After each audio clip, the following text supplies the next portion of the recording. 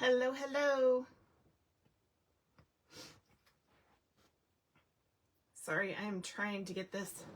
I've been working on this for like 2 days, guys, trying to get my camera straight.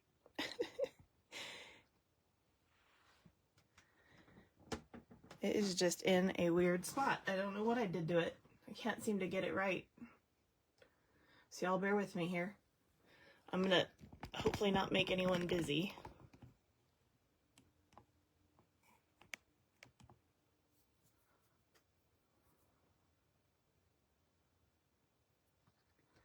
Let's see. Hey, Michelle.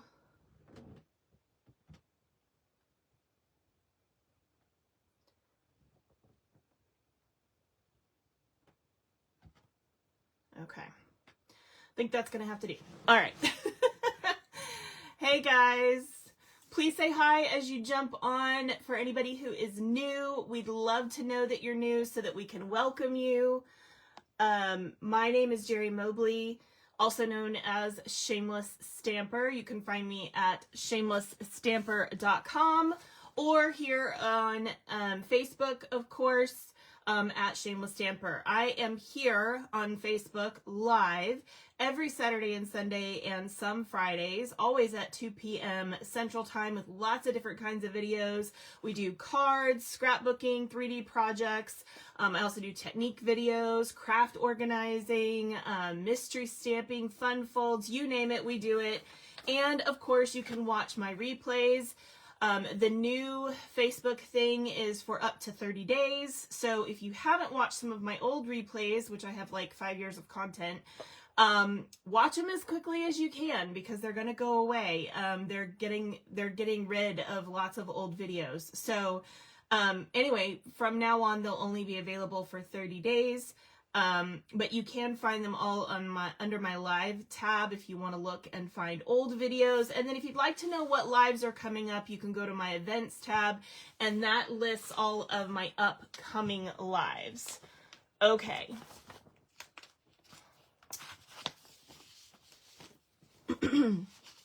So if you are new, also please be commenting along the way so that you can be part of our product drawing at the end. I like to give away free stuff, and so in order to get entries into the drawing, you need to comment. Those comments get you entries into the drawing at the end of the video. I do one drawing live and then another drawing a week later for everyone who watched the replay, because I know some of you are unable to watch the live. If you are able to watch the lives, I love it when you guys are here with me so I can chat with you and answer questions and things like that, but please be sure to comment no matter what. Okay, if you're watching this live, there's a little live red button up here. If not, this is a replay. For those of you that purchased the kit, we're going to go over that in just a second. I do want to do a little bit of housekeeping here. But today's class is for the Darling Dinos. So if you did purchase the kits, you'll of course want to have the stamp set handy and ready to go. You're also going to want to have some of your inks ready to go. The inks that I'm going to be using, and hopefully you have to coordinate with the cards, are Melon Mambo, Pumpkin Pie, Granny Apple Green, Pool Party, and Basic Gray. If you don't have any of those colors, of course, you're always welcome to substitute whatever you want. But those are the colors that are in the cards. So yeah. Okay. Let me move this out of the way. All right. So we'll get to the stamp set here in just a second. My allergies are kicked up, you guys, so much. Okay. So these are the cards we're going to be doing. For anybody who has never done one of my classes or clubs before, I do the 4 main projects, which are usually cards. First, and then I will do quick announcements and a drawing for free product, and then I do the layout. So that way, those of you that don't scrapbook, if you'd like to leave, you can go ahead and get off, and for those of you that do scrapbook, you have that extra part at the end. And of course, if you just want to watch, you can always do that too. There's things you can learn from scrapbooking that works on cards and vice versa, so it's always great to watch both, and so you're always welcome to do that too. Okay, so let me move these over here. How are you guys doing today? Hey Yvette. Hey, Kathy. My nose is totally running, you guys. I've taken some Claritin. I am trying to deal with it, but I am going to be sniffly, so I apologize for that ahead of time. For those of you that purchased the kit, this is what they look like. Of course, the scrapbook kit is separate. You do get a PDF with your kit and it physically, and so the physical printout is what I'm trying to say, which is what you see here on top. I'll go over that in a minute. Also, you should have gotten an email with the PDF that you can print out if you'd like to do that too, or just to keep for posterity. And so you can use these however you like. So for those of you that are new, I recommend opening this up and then flipping it back over and doing this, because it keeps it all in order, which is how I do my kits to make it easier for you guys. In your kit are all of the things that you're going to need besides your stamps and inks and all that jazz. And then your PDF, which includes on the front page everything I use to make the kits, plus tools you might want to use to put things together. And then, of course, you have all of your recipes behind that. Okay. Excuse my nose. I'm so sorry. Also, you might want to have a little tray handy to put your little bits in. I always recommend having this. By the way, I got this, for those of you that don't know, I got this at a like a Dollar Tree, or it might have been Dollar General. I can't remember if it was Dollar Tree or Dollar General. It's been so many years now. And this is one of those magnet trays, so it actually holds my dies and things like that also, and they magnetize, which is super cool. So when you're in the middle of working on a project, you can just throw your dies in here and you won't lose any of them, which I love. I added this little cute piece of paper because I wanted it to be cute. It's like meant for like nails and stuff in a workshop, so it just has this like, I don't know, stupid thing at the bottom that's ugly. So I just added a little piece of paper at the bottom, but so it matches all my stuff, right? But yeah, you can totally use one of these. I find them to be super great. In fact, the bottom is even magnetic, so it attaches to like a filing cabinet or anything that you might have that's magnetic in your craft space, which is nice for storage. Like a lot of us have things like that, like filing cabinets and stuff that you can put it on too. I don't store mine that way, but you can.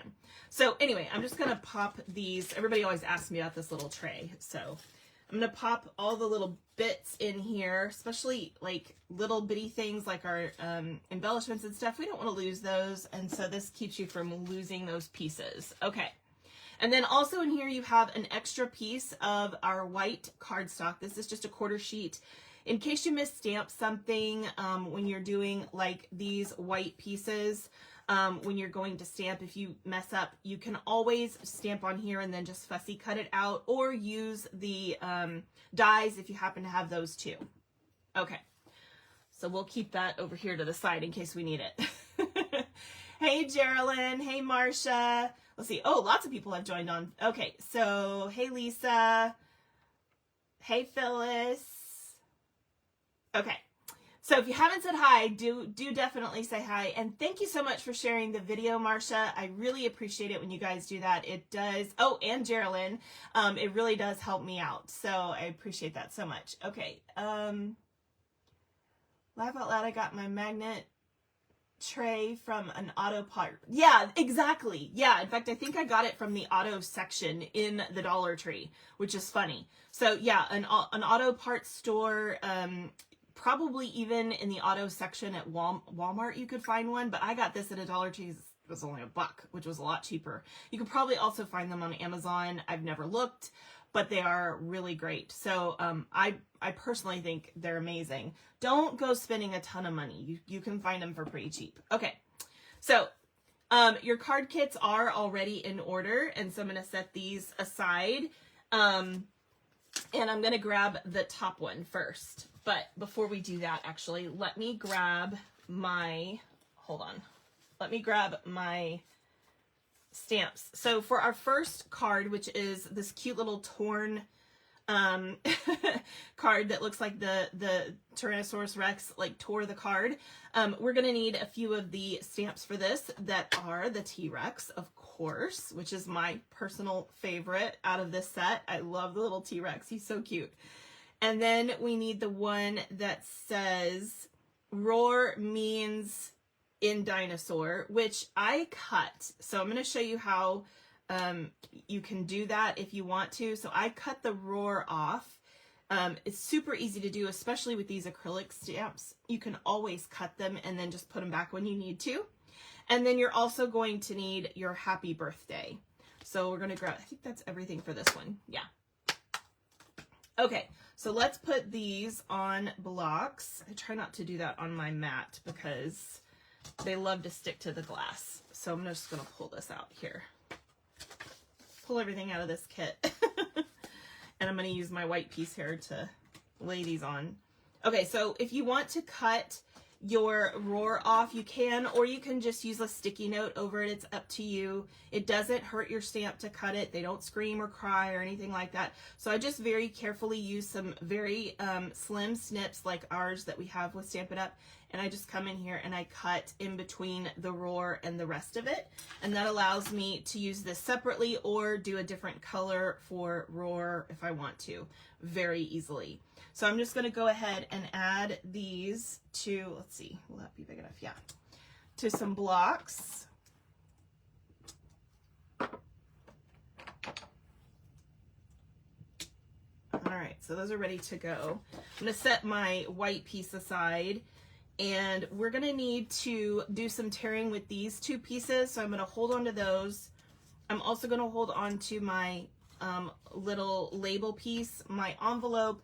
I'm going to grab a couple of things from here that we need to stamp also, or maybe just one. Is it just the, yeah, it's just this guy. Okay. We also need to use that. We're going to grab our letters in a minute, but for right now, we're just going to work on the stamping and the tearing. Okay. So for stamping, I'm going to grab my Stampin' mat. And we're going to do the dinosaur first, which I'm going to do with black. So I'm going to use my Tuxedo Memento black ink. By the way, I looked this up the other day because I was curious myself. So because I work for Stampin' Up, I of course use our products when I think that they are the best. So I did some research and I wanted to know, you know, there are times when I get frustrated because I feel like I need to double stamp Memento black ink. This is not an uncommon problem with black, just FYI. So if it bothers you, you can use StazOn ink to stamp with, because this is more of a pigment ink, and so it is a little bit darker. However, if you're going to use blends, you can't use this one. So therein lies the problem. If you're going to buy an ink that is going to work with blends, which we so often do when we color things like this, Memento is one of the best ones out there. And technically, we don't make this; we just distribute it, we sell it. But there's a reason why this is the one that we use, because it is one of the darkest, best stamping black inks out there. And so I did look it up, and many people who aren't Stampin' Up people agree that this is the best one out there. So, you know, I'm sticking with it. Okay, so I'm going to use my Memento black ink. Just a little tip from me to you. I question stuff all the time, so I'm always looking for the best thing, right? No matter what.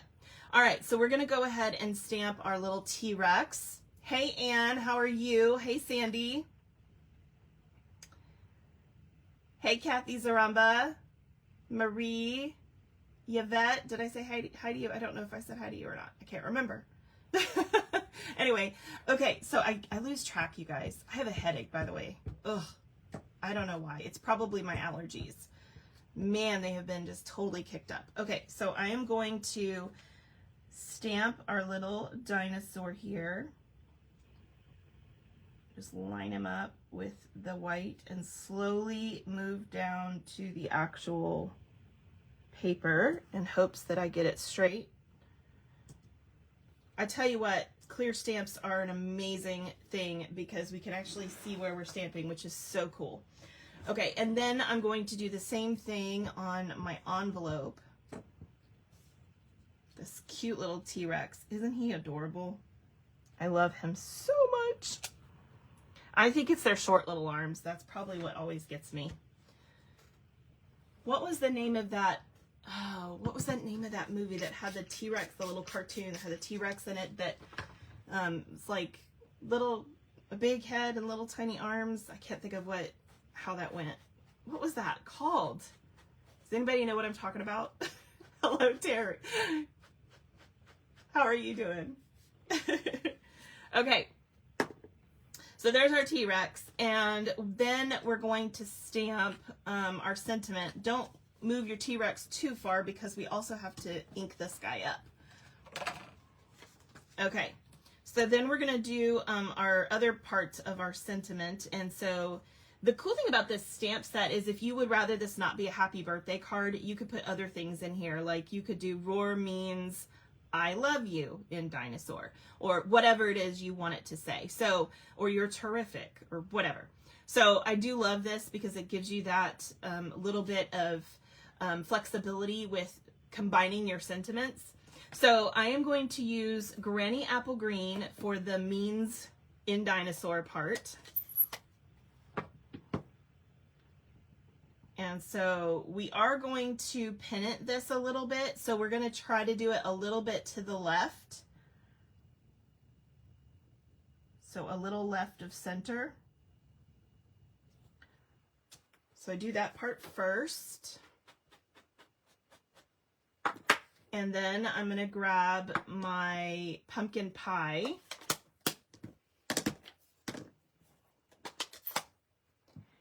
You're on week 3 of the flu. Oh no. Is it the you know what word?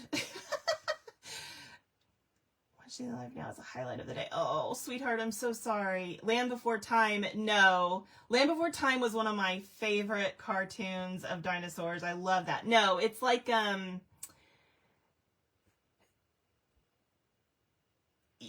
yeah, this is Memento.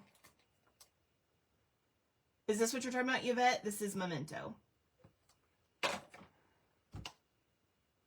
Have you tried the ink in one of the white empty pads? It will be better. Tried what ink in the empty pads? Our Memento ink? It shouldn't matter one way or the other. But I will play with that if you're saying you think it's better.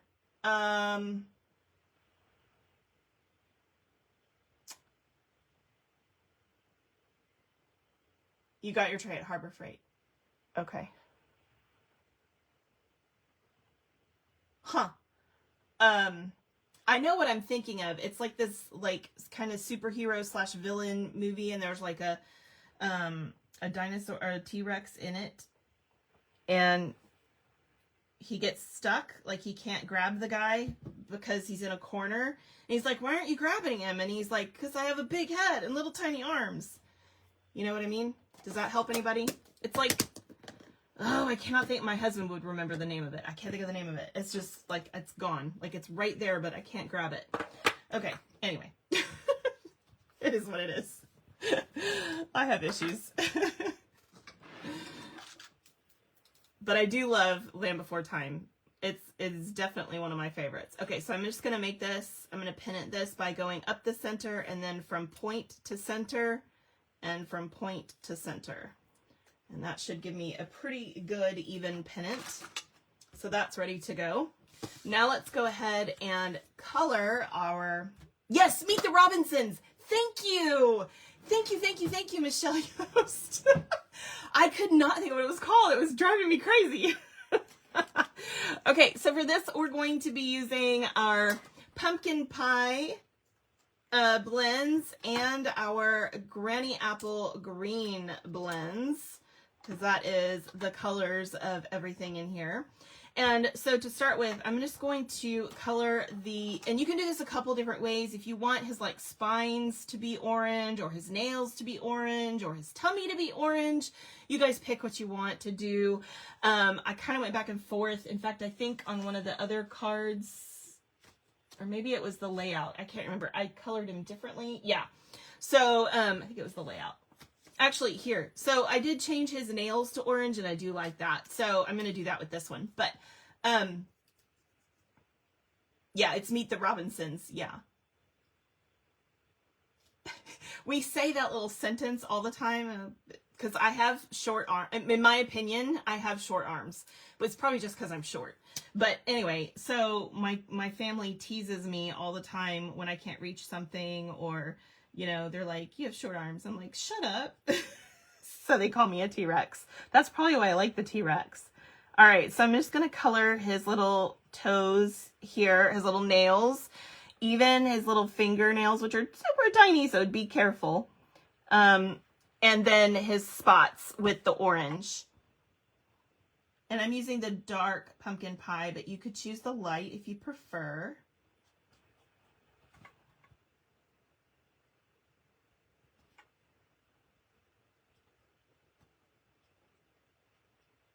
Okay.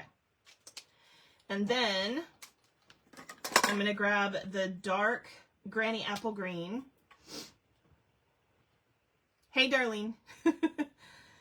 And I'm going to do a little bit of shading, but I'm going to start before I do the shading and do the parts that I plan on having just be dark green. So I'm going to do his little spines in dark green first, because I can come back and shade these too. So that'll make sense when you see this.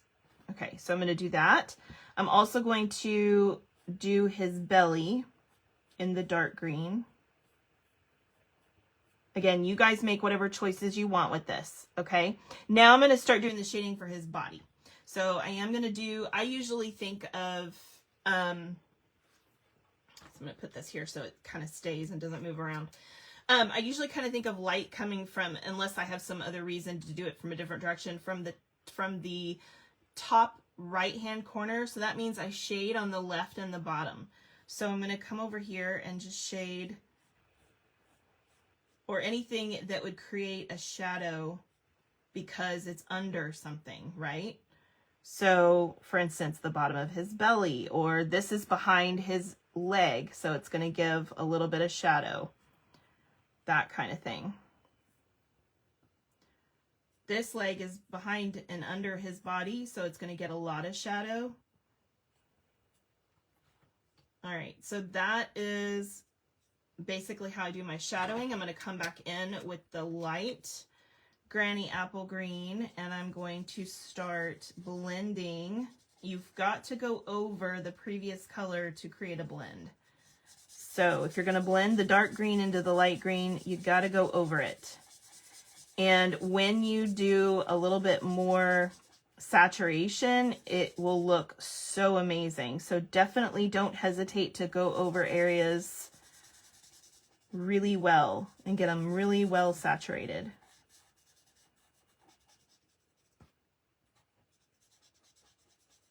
Alcohol blends are amazing because they actually do blend, and they'll blend even more kind of over time. But the blending part is what's so incredible, because if you're using a water-based marker, you can't do this. You can't just go over it multiple times. One, it'll tear up your paper.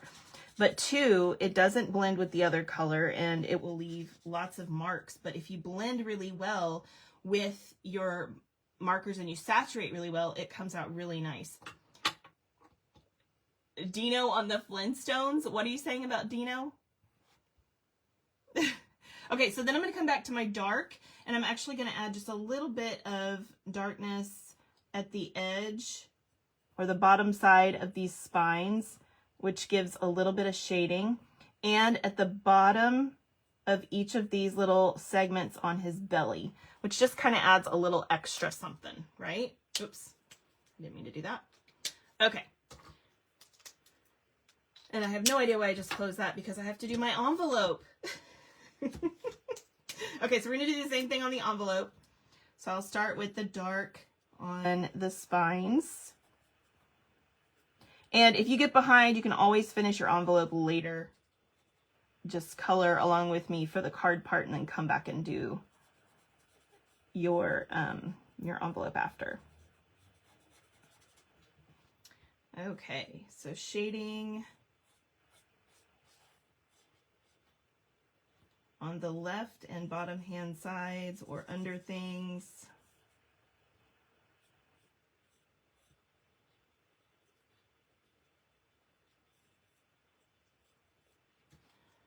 Oh, let's go. All right. And then we'll come back in and do the light. Oh, guys, guess what I forgot to do? Ooh, hope it didn't go through. It didn't go through. Okay. Whew. Okay, so I'm going to pop this in my envelope to prevent it from bleeding through to the back. I think I saved it. Okay. Who was yelling that at me? You forgot. You forgot.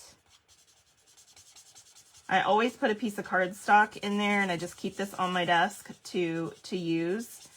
But you can see here, I'm making sure that this is really well saturated so that I don't get any lines.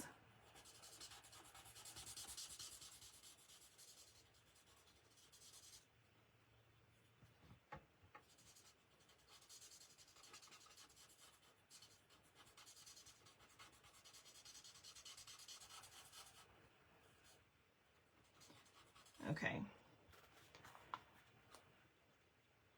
I have a lot of patience. What do you mean I have a lot of patience?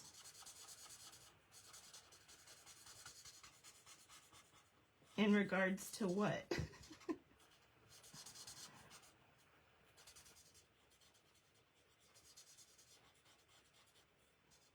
All right. So once you get all of that done,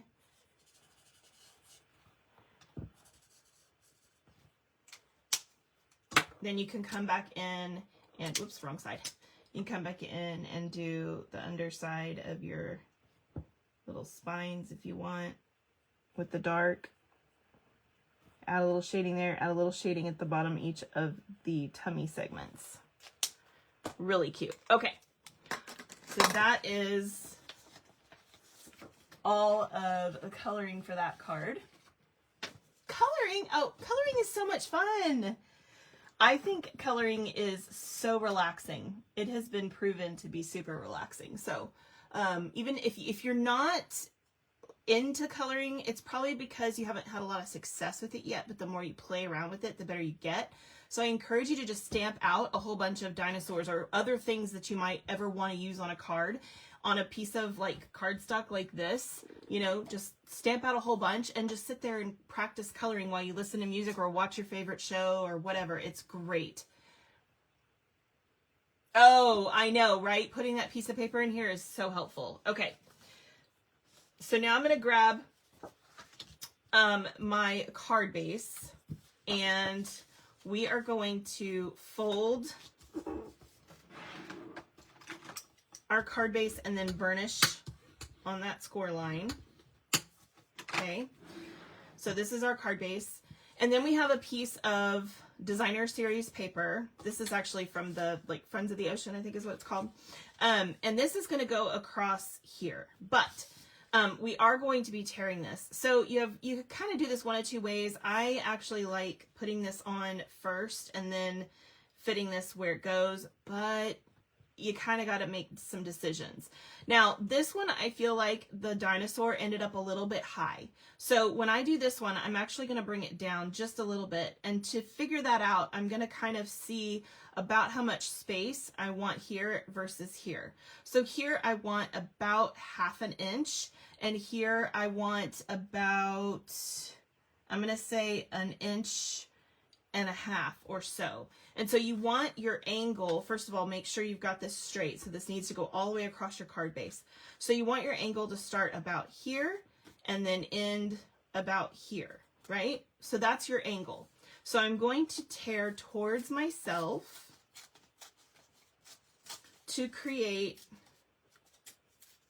my angle. And then this side, I'm going to tear up a little bit more. And when I say tear up, I just mean I'm going to use my fingernail, or if you don't have a fingernail or you need something stronger, you can kind of use your scissors to rough it up a little bit, because we want it to kind of look really, really rough and torn, right? And then on this side, I'm going to do the same thing, but I'm going to tear back the opposite direction just to create some of that tearing at the top. It doesn't have to be perfect, but we want it to have the torn edge on the top part.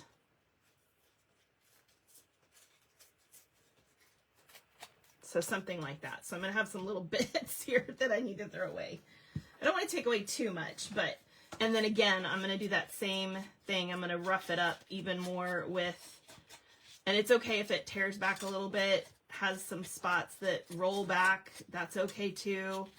But I just want to rough it up so it looks like that, right?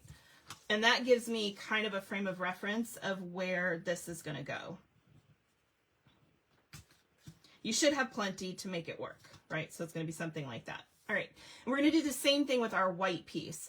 But to make this a little bit easier, if you want to attach this right here before you start tearing, it can kind of help you figure out where to tear.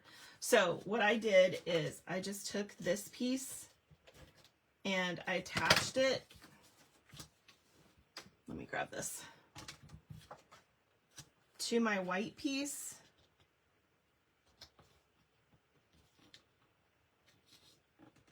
Make sure it's straight.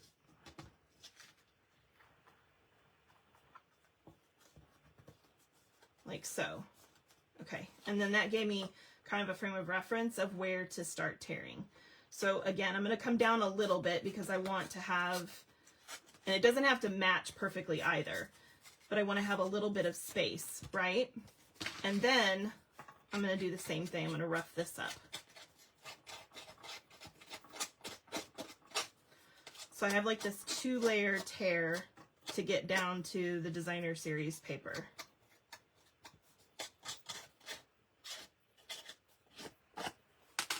Okay, and then we can do the same thing on this side.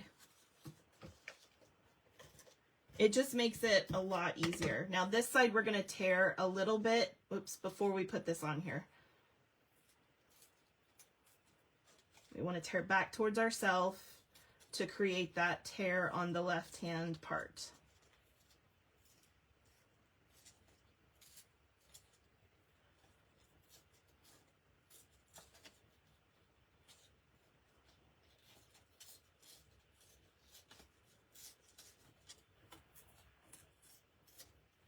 Okay.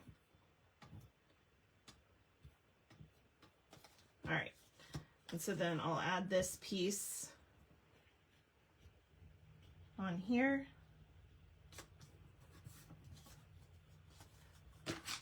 And you may have less in one area, and that's okay too. Like if you want to tear back, I'm gonna make this kind of pull back like that to expose a little bit extra white.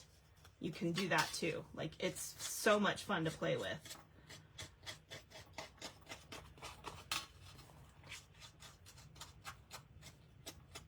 Isn't this so cool? I love it. Okay, so now that we have all of that done,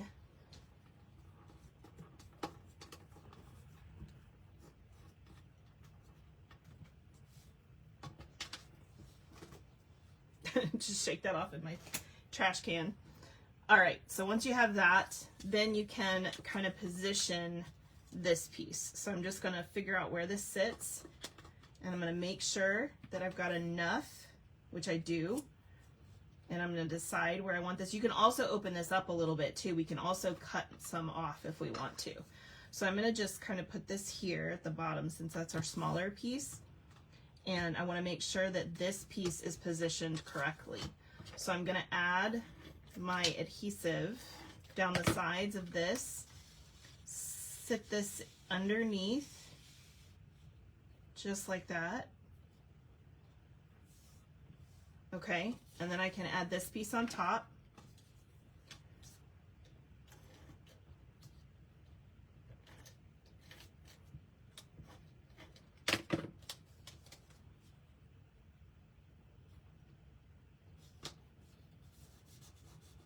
Just like that. And then this piece, if you want it to be exactly here, I'm going to show you. You can just trim off whatever extra you have if you want it to have a bigger gap. If you don't, that's okay too. It's completely up to you which way you do it. So I'm going to do it about here, which means I'm going to end up trimming some off, and that's fine. So I'm going to add my adhesive. Whoops, I did not mean to do that. I hate it when that happens. Y'all know how much I hate that because it sticks to my glass mat. Oops, hold on. I don't want to do it that far down. So I'm gonna let it stick out a little bit. Okay, and then it's really easy to trim this. You're just gonna flip it over and trim this off. And you can actually put this on the inside of your card if you want to. You could add it to your envelope. You can do all kinds of fun things with this extra little piece, right?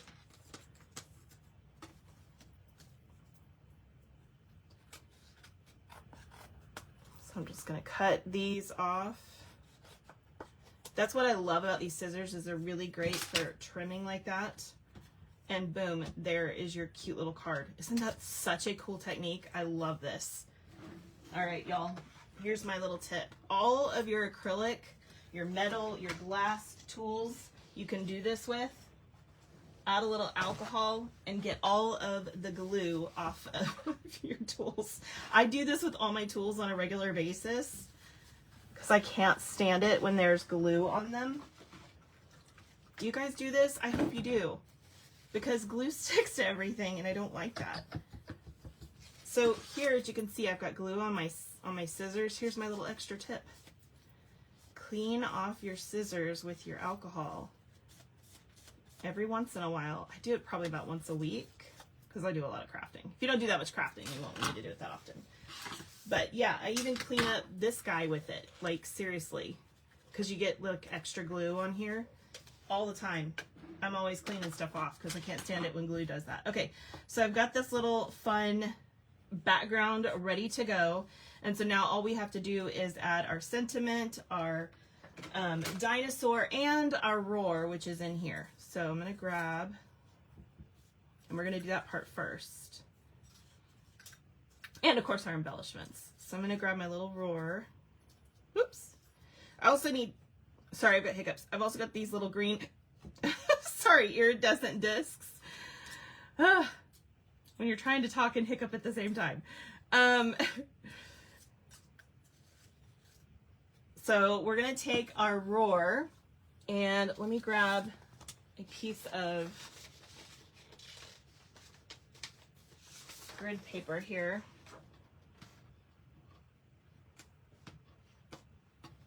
Here, I'll move this over here.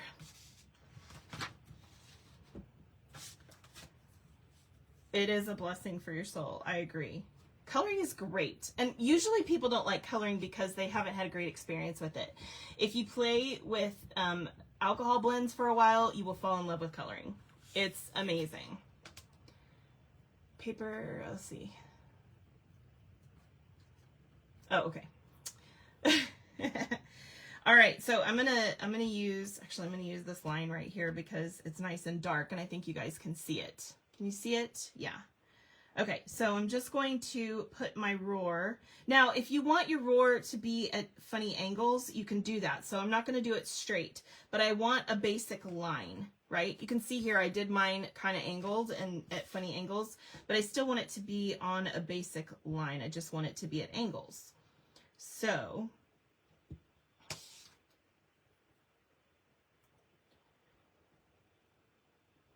how many of you remember when I fell and hurt my finger?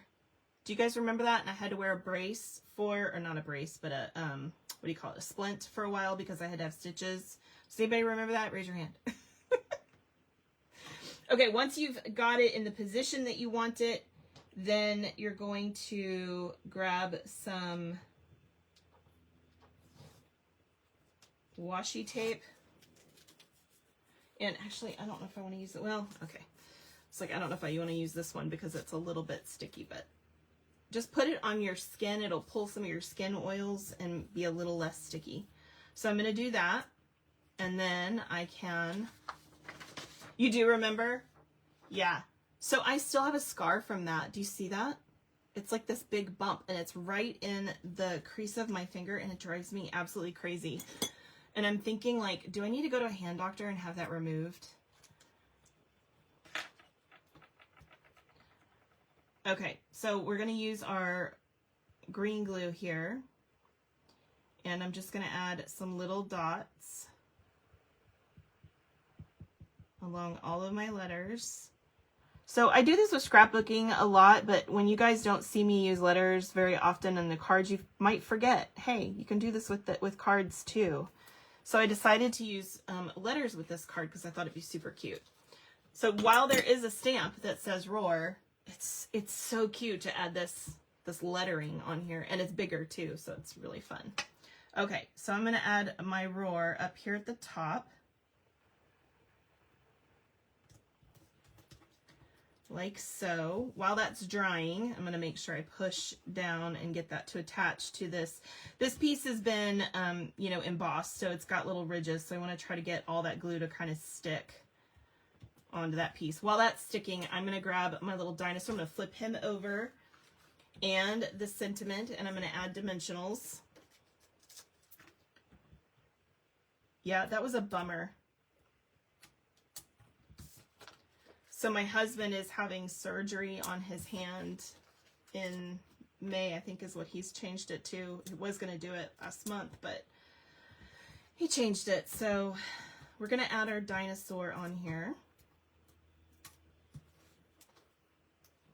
Down in this area.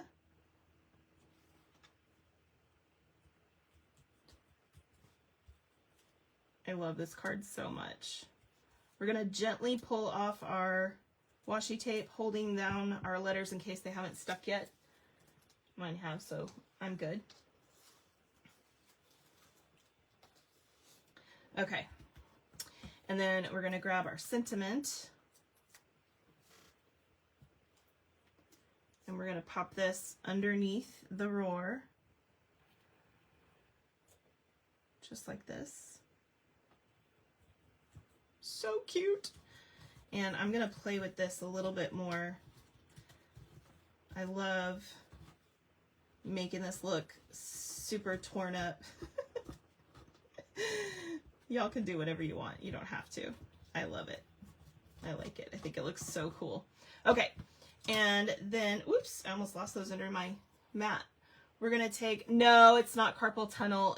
I have carpal tunnel in my right hand, but no, he's got, it's the bone at the base of the thumb that like basically ruins your ability to grab things. And so he's getting that done. They have to like replace part of the joint. It's crazy. Anyway, so we're gonna add a few of these around our sentiment. And let's put one up here and one down by our dinosaur. Do I want to put, we'll go ahead and put it up here like we did before. Okay. So there are those cute little embellishments. Isn't that a cute card? Love it so much. There it is. Absolutely adorable. I know, so stinking cute, right? That's the only way to say it. It's so stinking cute. Okay. Our next card is this little guy who you could totally use this just for a regular birthday card, or you could use it as like a baby shower card. Either way, it works. With the little eggs, it makes it super, super cute. So we're going to grab everything out of here. And we're going to be stamping on the envelope. We're also going to be doing stuff to this piece. And if you want to stamp on the inside piece, you can do that too.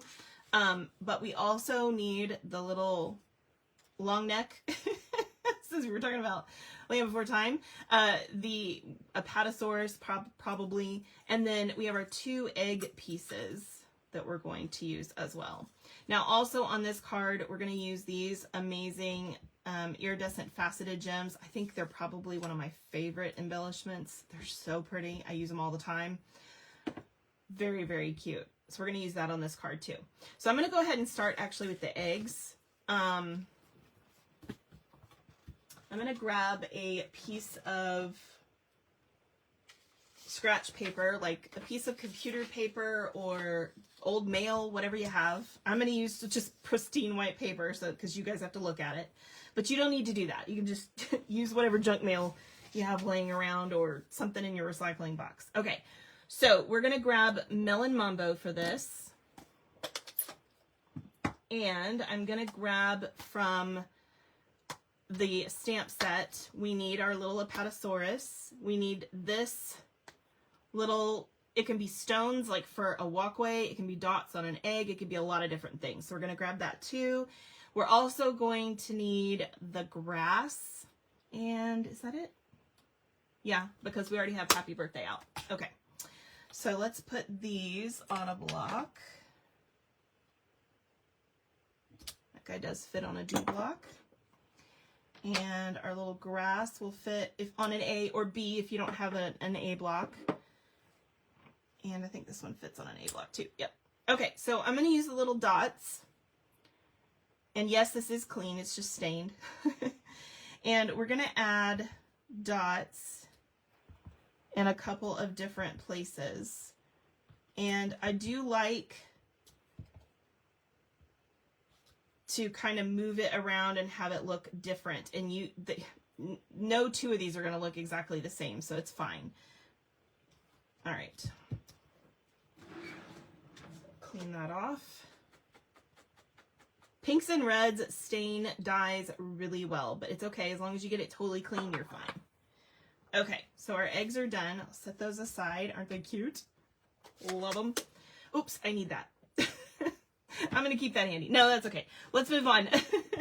We're going to go to our blue and our green. So if you have daubers or possibly blending brushes, that's what you want now. So we're going to grab our pool party, and I'm going to use blending brushes, but you can use either. It works with either direction. So I'm going to use my blending brush, and I'm going to grab my little square, and I'm just going to blend some blue. And yes, it sometimes grabs the edges pretty strong, and that's okay. It's not the end of the world. And you don't need this to be perfect.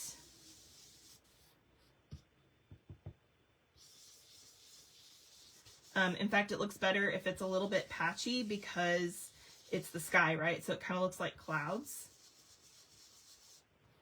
All right, so there's the blue. And then I'm going to switch over to Granny Apple Green. Hey, Jeffrey. I know, right? They're so cute. I'm going to add a 4, 2. Oh yeah, absolutely. If you want to add like an age to yours and add a number, that's a great idea. We have a couple of different things you can use for that. If you don't have them already, we have Birthday Celebration, which has these really cute numbers.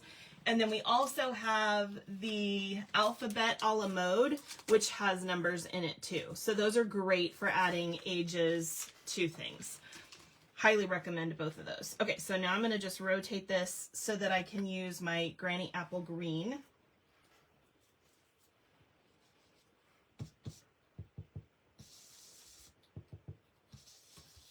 And I'm going to build some grass here. Now this will get a little bit lighter as it dries, but I just want to have a little bit of grass at the bottom.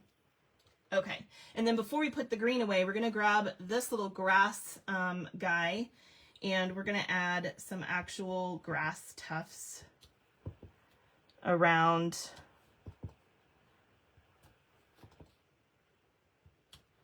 And do they need to be perfect? Do they need to be straight? Do they need to be everywhere? It doesn't matter. You guys do what you want to do. It's fine. You can even have them going off the page. I mean, do whatever you want. Okay, I'm not going to worry about the middle because the dinosaur is going to be there. Okay. And then finally, we're going to grab our Happy Birthday and our Melon Mambo again. And we're going to add Happy Birthday to this. Now, if you want to cut your stamp in half, you can totally do that. The other way to do this, because they're pretty far apart, you can do this pretty easily. You're just going to ink up only 1/2. So just be really careful about where you're placing it. And just ink up the 1/2 of it. And add Happy. And then make sure you clean this off really, really well, because you don't want to have any extra I'm gonna add just a little bit there. Make sure I get this really clean. You don't want to have any extra on there when you stamp the other half. And we're gonna use the other side and stamp birthday right under that. And you can either have these be straight or have them be like at different angles. That's fine too. It's up to you. All right. So there's our happy birthday. All right, we're going to set that aside. Then we're going to grab our envelope and our little dinosaur and our Memento black ink. Yep, I can speak, I promise. Blah, blah, blah, blah. English, it's hard. Okay. Oh, okay. Hold on, I need a drink. Better.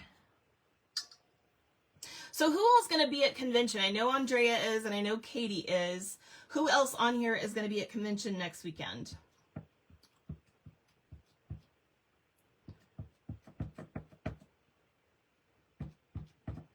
So we're going to add one to our envelope. And we're going to add one here. Do y'all like that my nails are, if you didn't see them last week, they're Granny Apple Green. They actually go both with Granny Apple Green and Old Olive because they've got like different tones in them. But, and then they've got gold glitter.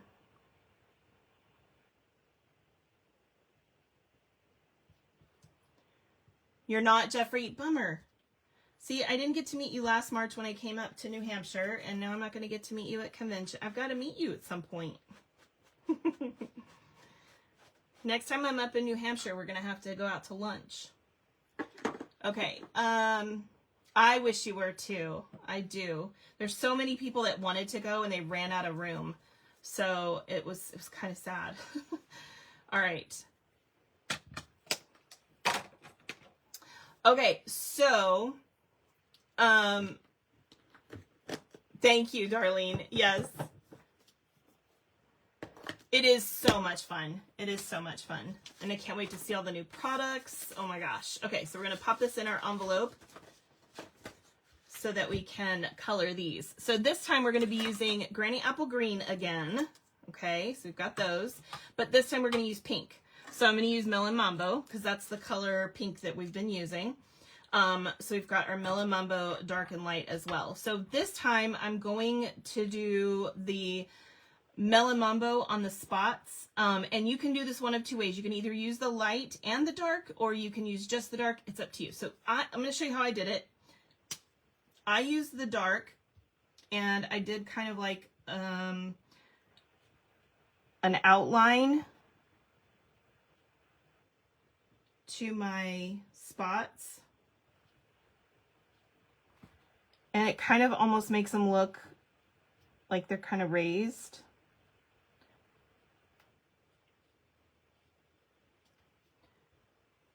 But you don't have to do that. Or you could put the dark part toward the center, and it makes it look like it's dented in more. And then I'm also going to do the nails in the dark.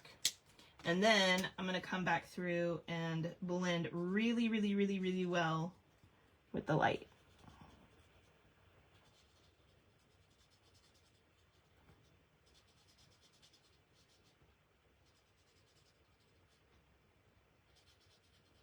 But you could just do them one color if you want to. You don't have to blend this.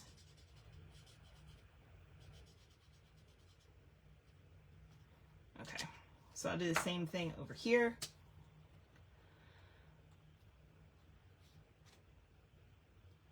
It will be so great to see you guys. That's one of my favorite parts about going to convention too, is seeing everybody. I have to be honest.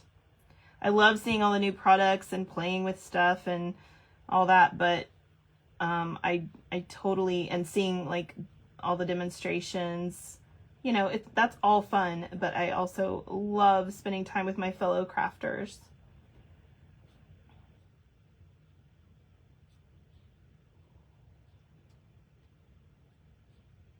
And I take my team out for dinner, so that's really fun too. Okay. So then we're just gonna add the light.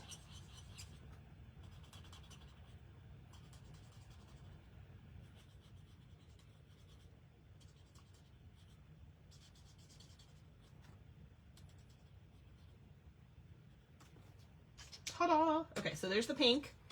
And then we're going to do the green, just like we did before. So we're going to start with shading with the dark. And I'm just going to shade on the left side here. Yep, I'm going in between all of those little spots. And then on the bottom and anywhere else there'd be some shade. Just like that. And then we'll come back in and blend.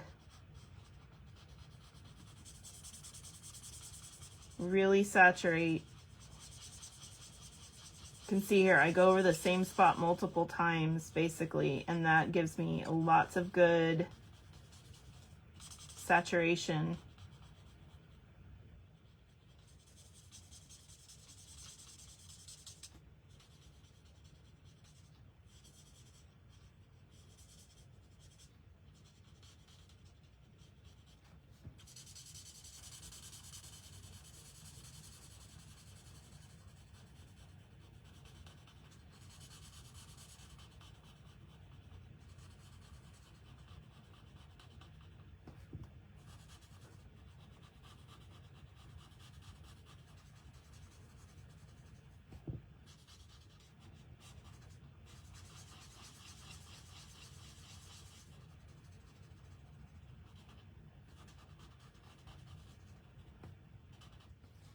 All right, so there's that one.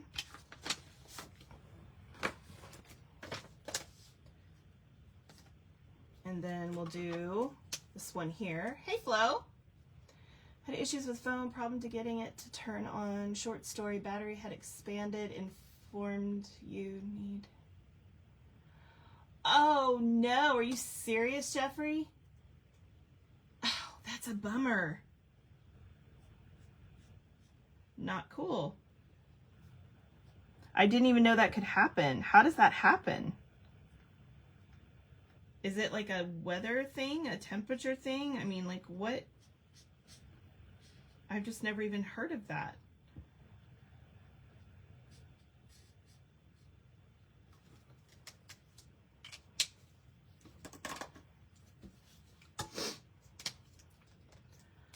So, I would like to know from all of you, what is your favorite dinosaur movie? Now, it can be a cartoon, it can be like a real thing, like, or not when I say real thing, I mean like live action, like Jurassic Park. What is your favorite dinosaur movie or movie series of all time? If you had to pick. If you don't have one, just, you know, whichever one you like the most is fine. It doesn't have to be like your favorite movie of all time. Just what's your favorite dinosaur thing? Or book. You could even do a book if you'd rather do a book. Could even be a kid's book. There's some kids' books out there that are super cute that have dinosaurs. Some of us moms are probably like, yeah, I remember dinosaur books. Flintstones, absolutely. Always a good one. Ice Age, I'm trying to think, how many dinosaurs? Were there dinosaurs in Ice Age? There was a mammoth. Am I crazy? Why am I not remembering dinosaurs? It's been a while since I've seen Ice Age. I'm remembering the mammals. I'm not remembering... Not the mama. That's called Dinosaurs. That was a, like a dress up, not like a costume style, series back in the 90s. Not the mama. We say that in this house all the time. It's, yeah, it's a joke. My husband and I think that's hilarious. Not the mama, not the mama. Yeah, that was pretty funny. The Flintstones is classic, of course. Yeah, the dinosaurs. Yeah. Okay, so now we're going to put this puppy together. So in this kit, woo, don't lose your ribbon. In this kit, you have a couple pieces of the iridescent striped ribbon too, which is awesome. So we're going to start by folding our card base and burnishing. Ice Age 2, there were dinosaurs in that one. Why can I not remember that? Dinotopia. Forgotten about that one. Just the phrase, yep. Dinosaur.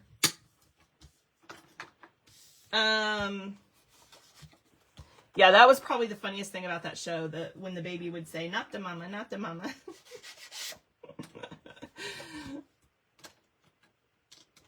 Dinosaur Train. Is that a book or a show, Darlene? I'm not familiar with that. What is the recent one with the family? The recent one? I don't know. So none of you guys like Jurassic. I'm not seeing anybody saying Jurassic Park. You guys like the cute stuff. It's their name. What's the recent one with the family? It's their name. I don't know. Oh, that's a show for kids. Okay. Huh. Okay. So then we have this piece that was run through the Fern folder. And so we're going to actually put this on with adhesive all the way around so that it lays flat. I've never seen that Dinosaur Train. Is that an animated film? I guess, since it's for kids. It was on PBS. They live in a cave and have to move. Huh. Okay. All right, we're going to layer these two up like this. So I'm going to add this on this piece as a layer.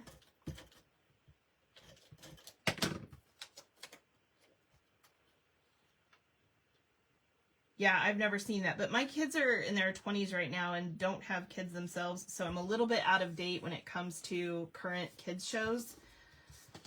I have to admit, I am not up to date on all that new stuff.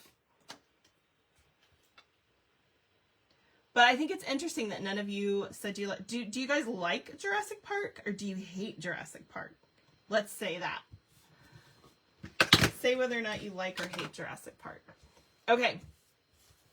So then what we're going to do is we're going to take this piece and we're going to add ribbon. So we have two different sizes here. You want the bigger one. Make sure you have the bigger one. That's going to go around this piece.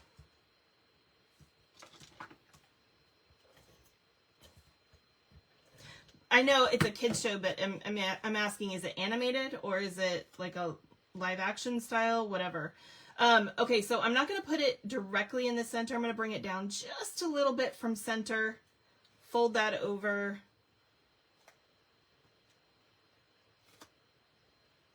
Like so. So it'll be just a little bit below center. Can you guys see that? All right. And then I'm going to add a little bit more adhesive here on top of my ribbon. The Croods. Yes, that's true. Jurassic Park is also book. Not a Jurassic Park fan. It was okay. Okay. So I'm going to bring this down. We want to make sure we have enough room for this piece. In fact, you can kind of position this so that it's got equal distance around the top and the sides.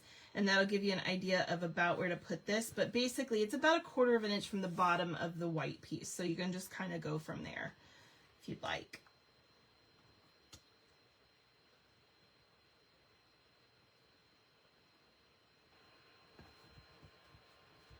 You didn't like Jurassic Park. Darlene didn't like. So a lot of you didn't. Yeah, I don't think I ever saw the Croods. You don't like those kind of jump scare movies? Is that why? remember going for the, like, just the science of it, the fact that it was, you know, that kind of thing. And my son, of course, loved dinosaurs. But the jump scare kind of thing doesn't bother me. Which, the Croods, is that the one you're saying I need to watch because it's hilarious? Okay, I have not. So I'm going to pop this on here. Just like this. And then I'm going to take my little dinosaur and I'm going to add him flat.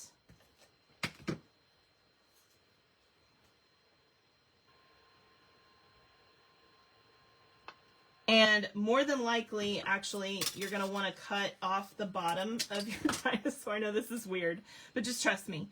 So just cut off the bottom of your dinosaur because he's going to be a little tall and he's going to stick out from the eggs. So I'm going to just add him right about here.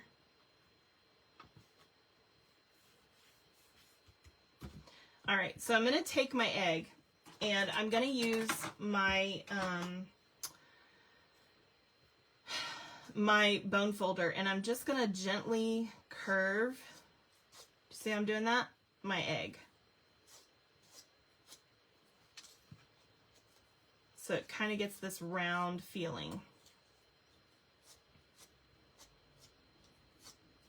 More like an actual egg. Okay, and then I'm going to add a dimensional on the inside,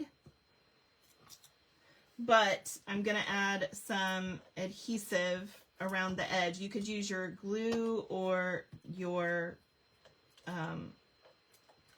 tape. It's up to you. I'm actually going to grab my silicone mat. All right, and so I'm going to put my eggshell down here.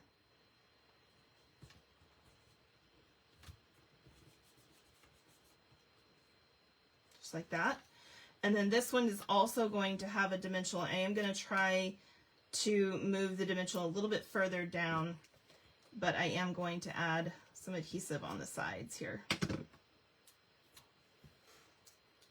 The girl in the Croods is not.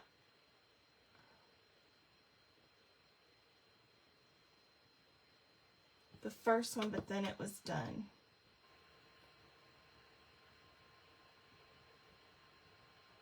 Oh, thanks, Joyce. Huh. Okay. And so then I'm going to add my top part over here to the side. Just like that. All right. Then we're going to take this piece and you're going to just push it through the bottom.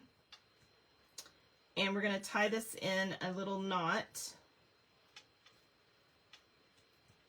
Well, kind of. It's more of just a single tie. Like this. But we call that a knot. Even though it's really not. Aha! Sorry, couldn't help myself. Okay. And then we're going to use our ribbon cutting scissors to cut the ends at an angle. And finally, we're going to grab our little embellishments here. Oh, thank you so much for sharing the video, Jean. I appreciate that. And we're going to add these up here.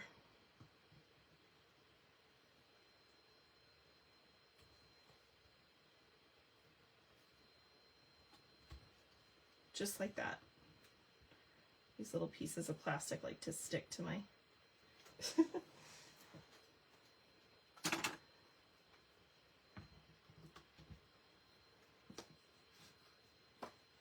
The girl in the Croods. I'm going to have to look that up. Does anybody know where I can watch that? The Croods? All right, so there is our second card. I've never heard of it. Or if I've heard of it, I've forgotten about it. It's possible I've heard of it and I've just forgotten about it. Okay, here is our third card. And of course we have a Triceratops on the envelope as well. So we're going to grab our Triceratops from our stamp set. And for this, we're also going to need the little rocks. By the way, you can add things like the top hat or the birthday hat or things like that to any of these cards. I didn't do it because I didn't want to force anybody to do anything particular, but you do have that extra piece of white cardstock, so you can stamp and cut out whatever pieces you want to add. And then we're going to need the roar part of the stamp that we cut off as well. Okay. So let's put these on blocks. Oops. Yeah, I'm going to use a D block for that. Maybe Peacock. Netflix, Darlene? Or maybe Peacock. You don't know. Disney. Oh, is it a movie or a TV show? The Prudes.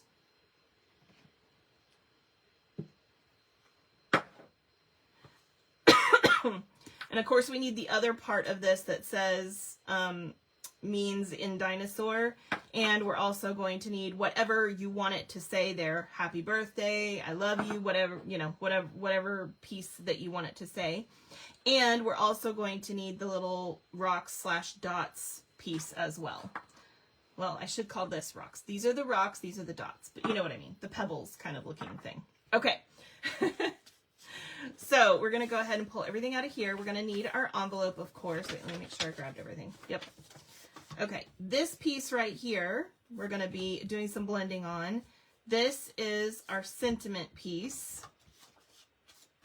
This is our card front. So we're going to need all of those. I'm going to set the rest of this aside.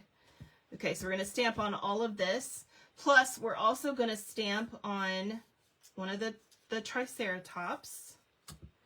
And we're going to stamp on the rocks. And then we're going to need this little palm tree later, as well as the orange. Oh, mine are stuck. The orange embellishments. Okay. All right. So let's do our stamping first. I'm going to start with this piece right here. And I am going to add my little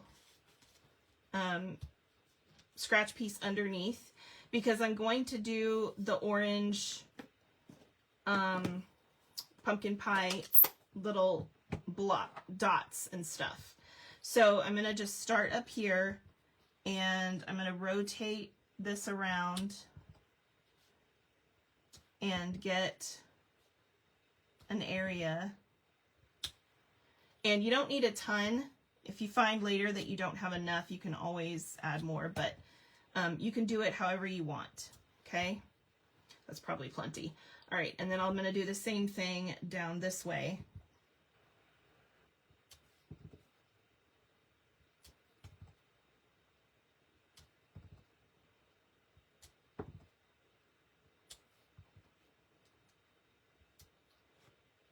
Okay, and that's probably plenty over there.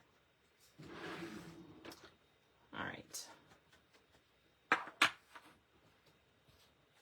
Set that aside. I'm going to stamp. I'm going to need my orange again in a minute, but I'm going to start with my rocks with basic gray. I'm going to stamp that. You could also do this in black if you want to. I like basic gray. I think it looks a little bit better. You could even do here. I did smoky slate, which is a little too light, so I prefer the basic. Oops, I can hardly see that. Move this for a second. You can see it better if you have the contrast. Okay, so there's our rocks. Prime. Oh, you have to, okay. It's not free, you have to rent it. All right, with black, I'm going to stamp my dinosaur on both this piece and my envelope.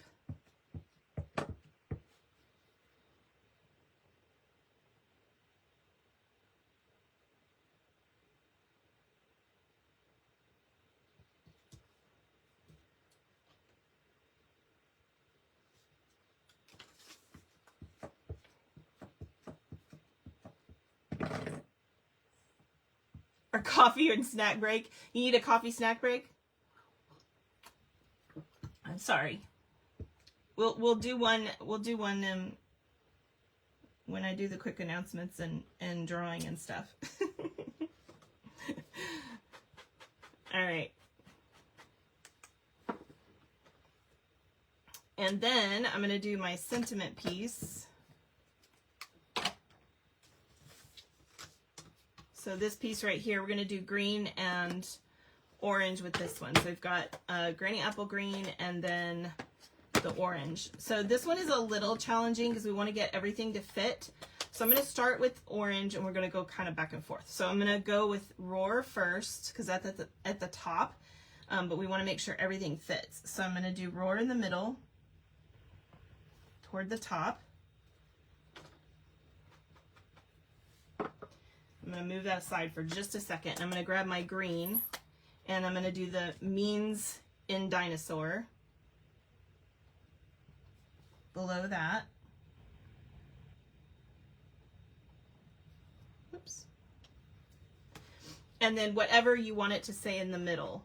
Happy birthday, you're terrific, I love you, whatever. I'm going to do happy birthday in my pumpkin pie again.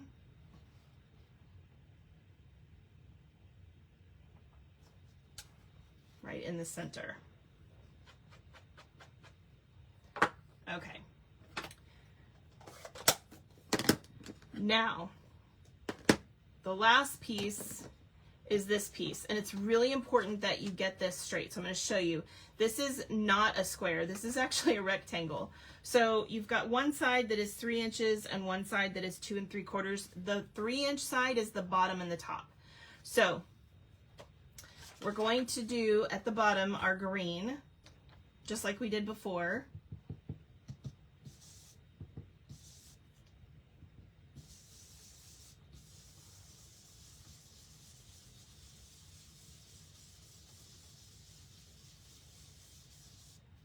Okay, and then I'm going to grab Pool Party.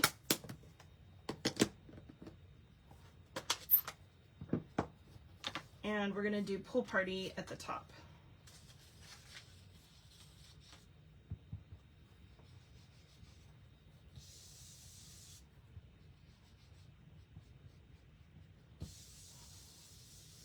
And again, this doesn't have to be perfect. In fact, it's a little bit better if it's a tad patchy, just because it looks a little more like there's clouds in the background. But you guys can do it smooth if you prefer. Okay.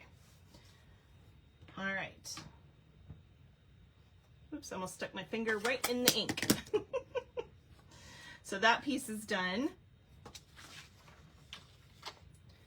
Okay, so now we're gonna do our, I like sticking this under here because it holds it. We're gonna do our dinosaur. Let me put my piece in my envelope here. We also need to do our little rocks. So with the rocks, I'm going to just use my smoky slate light, and I'm gonna do the whole rock.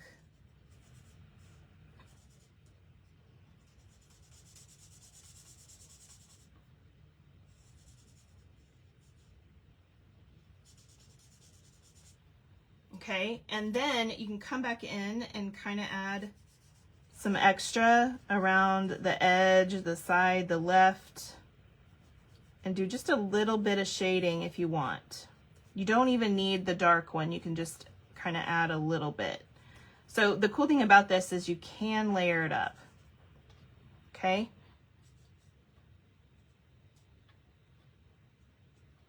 Just like that. And that gives it a little bit of variation, right? All right. So there's our rocks. And then for our Triceratops, I'm going to use the orange, of course. And I'm going to do my little spots in the dark. And you can choose light or dark for the horns. I actually did the light for the horns because, I don't know, I was kind of thinking of them being kind of like a rhino has white horns. So I was thinking I wanted them to be a little bit lighter, but you could do them dark if you want to. And I'm doing the little nails. They're tiny, so be careful. Practically just have to touch them, I swear.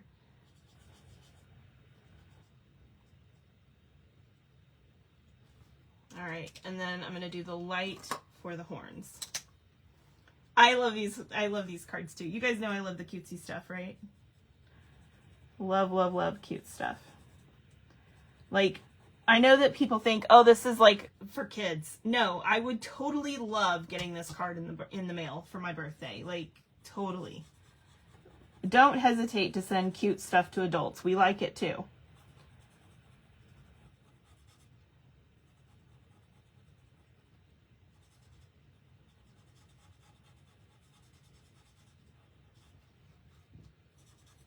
I mean, if you know somebody prefers flowers, send them flowers if you have flowers. But, like, if you're going to send me a card, I prefer butterflies, maybe sunflowers, or cute stuff. Okay, and then right back to our greens, which is the star of the show, our Granny Apple Green. And I decided to make this, I don't know, some people call this a frill or plate, a little bit darker than the rest of my dinosaur. But you don't have to. You could also just have it be the same. So it's completely up to you. So I'm going to come in here and I'll show you how I did it. I'm going to outline the left side in particular of these plates, and then these little areas where there's little lines and stuff, I want to make sure I get those too, because that accentuates it. Now, I'm going to go ahead and do everything, and then I'll show you what I'm going to do. So now I'm going to shadow his face, underneath his chin.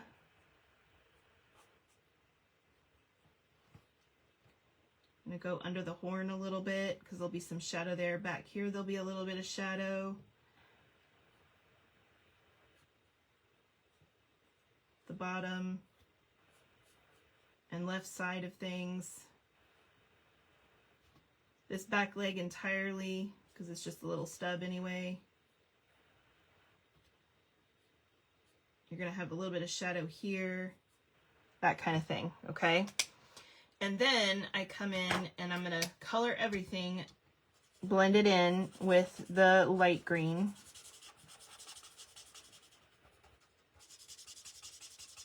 Really, really saturated.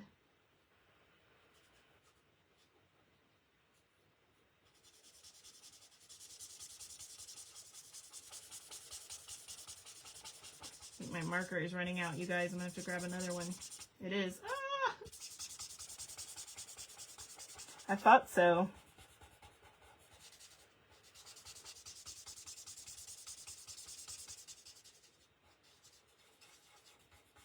I've had these for so long.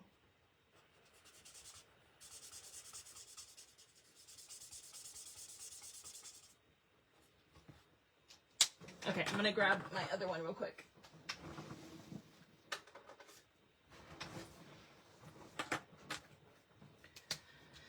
Let me do the face in the same one just so they're the same tone, because it'll probably be a little bit darker since it's new.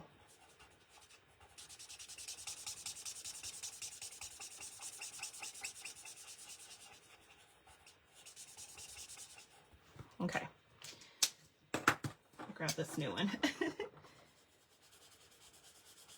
Oh, that's so much better.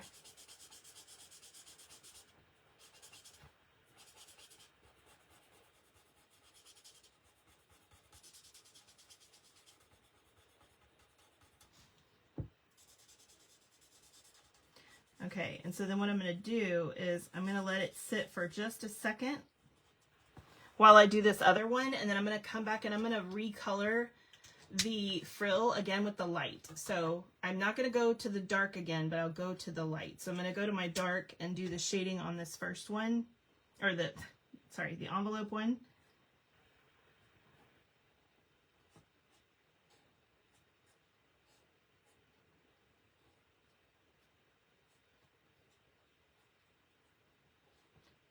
Just get all your shading done.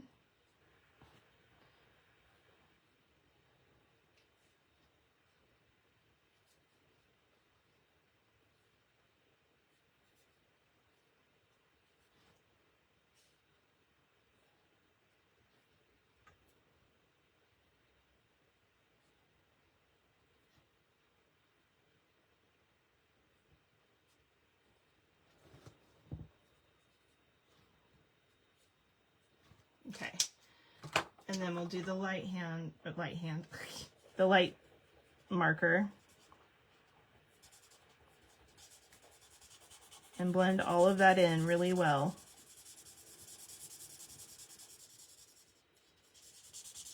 Remember, saturate it a lot. That's how you get it to blend.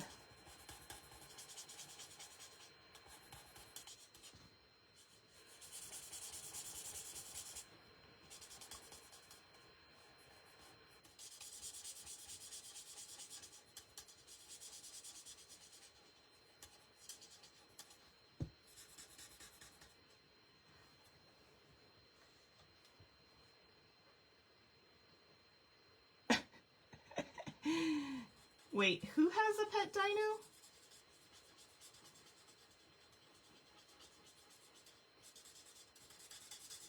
And where did you get this pet dino? I kind of felt like I used to. We had geckos when my son was growing up. He thought he wanted to be a herpetologist for a while. He would have been good at it too. We had snakes and frogs and geckos and all kinds of things. So many different things. Okay, so now I'm going to let that one dry while I come back to this one. And I'm going to go over it again with the light one just on this plate. And it's not going to be significantly different, but it's going to add just a little bit to make that pop just a little bit. Okay. And then you can come back and do the same thing on this one too.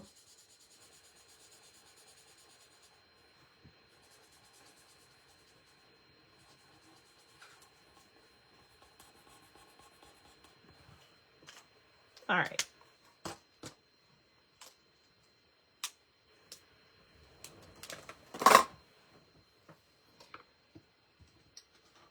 Bad day, one of those cards would put that's right, exactly. They're great for anybody, right?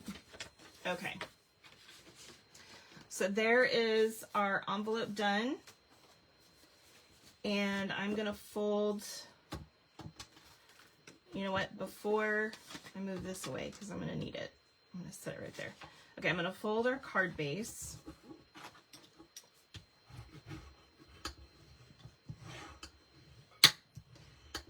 Hey, Mom. My mom's on here. Okay, so we're going to take this piece and layer it up with this green mat. And we'll pop that on the front of our card.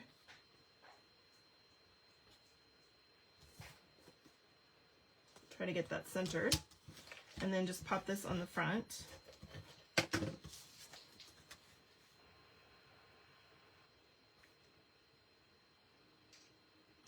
Like so. Then you're going to add this piece across the front. And it is a full width of the card, so it's going to go past, you know, this back piece. And we're just going to put that in the center. This is from that beautiful fruit paper. If you got this during the celebration, it is so beautiful. I love that paper. I got a ton of it because I loved it so much.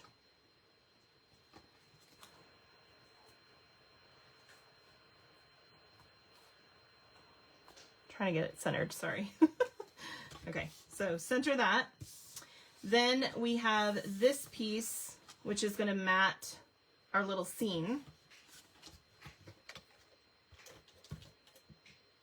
I know, that's why I got them done that color, Jeffrey.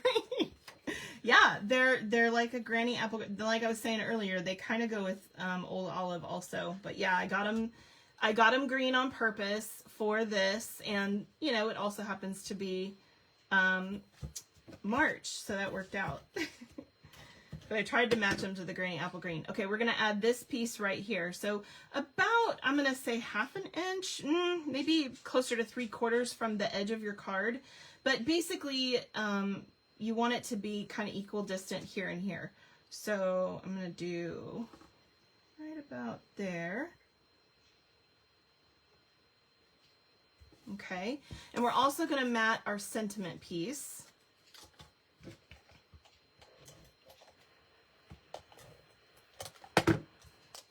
Yeah, they are Granny Apple Green with gold glitter. I don't know if you can see that or not, but there's gold glitter in there.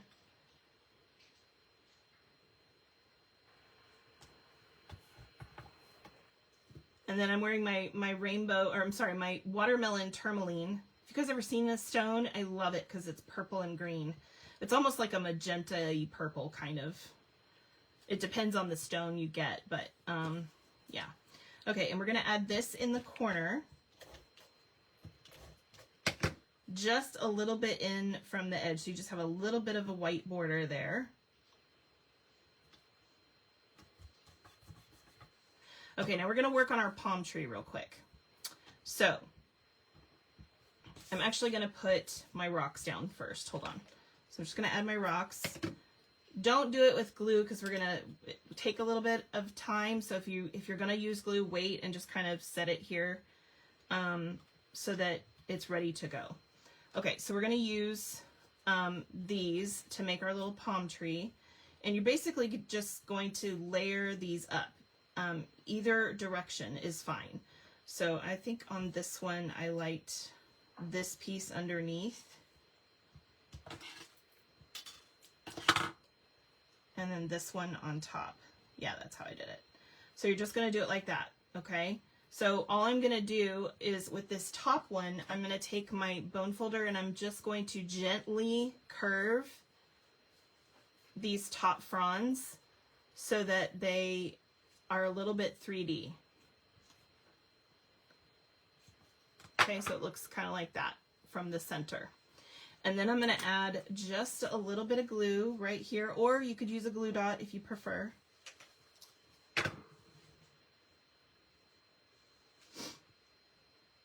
You don't like snakes? See, I love snakes, so that didn't bother me. I think they're really cool. In fact, I was just telling my husband the other day, man, I would really like to have another snake. I miss having a snake. They're such cool animals. But the geckos, I loved having geckos. They're so cute. Okay. And so then we're going to take our little trunk. Where's my, oh, grab your tweezers. And we're going to pop this in underneath, or behind, I should say, the rocks. So add just a little bit, if I can get it going. Okay, just a little bit of glue, some dots, or a really, really fine line will do ya.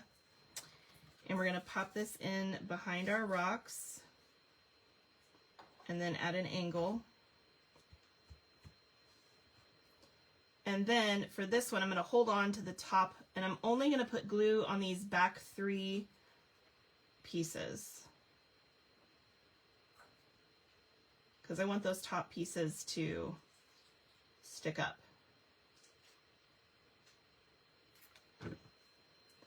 And then we'll pop this on here.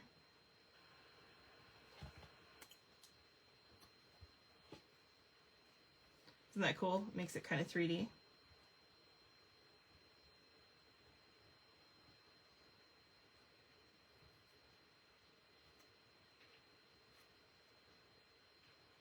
Just like that. And then we're going to take our little dinosaur. We're going to add a dimensional up at the top, and then we're going to do what I call grounding. So we're just going to add adhesive at the bottom, whether it's green glue or your runner, it doesn't matter. And we're going to ground him, but then that way the top of him sticks up and gives you some dimension. Just like this. Isn't that cute? Oh, I love him. He's so cute. Okay. Still love my T-Rex the most, but I think the Triceratops is pretty darn cute too. Okay.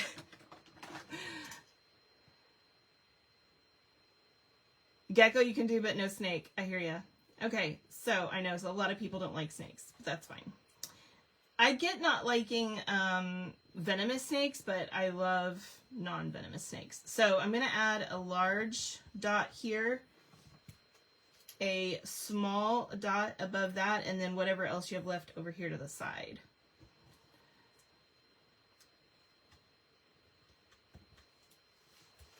Just like that. So you've got your 3 dots. How cute is that? Isn't that adorable? Ah, I love it. So there is our third card. All right, number 4. Here he is, the final, or maybe it's a she, since she's got pink. I don't know. Guys can like pink too. My son's best friend loves pink, so he adores pink. So it's totally fine. Okay, so we're going to, and again, you can stamp like a couple of hearts on the inside too. I didn't do that on this one, but I think I might do it on this one. So we have these 2 pieces, and then we have our sentiment piece. Okay, and then we have our envelope, and then you also have a balloon and a dinosaur. Okay, so we're going to stamp on all that. All right, so I'm going to start with this front piece, which is the bigger of the 2 white pieces. We are going to add some pink to this. So again, you can use your daubers, or you can use your blending brushes. I'm going to use blending brush because it's a little bit softer. And I'm going to grab my Mill & Mambo.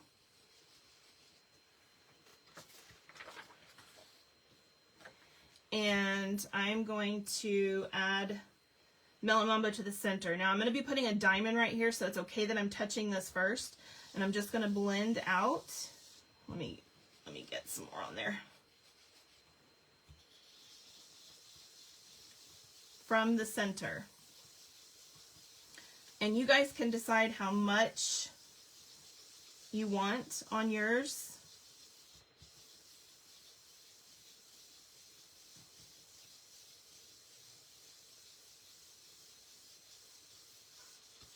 And what I like to do is take my diamond and kind of set it there and just see. I need more. Okay.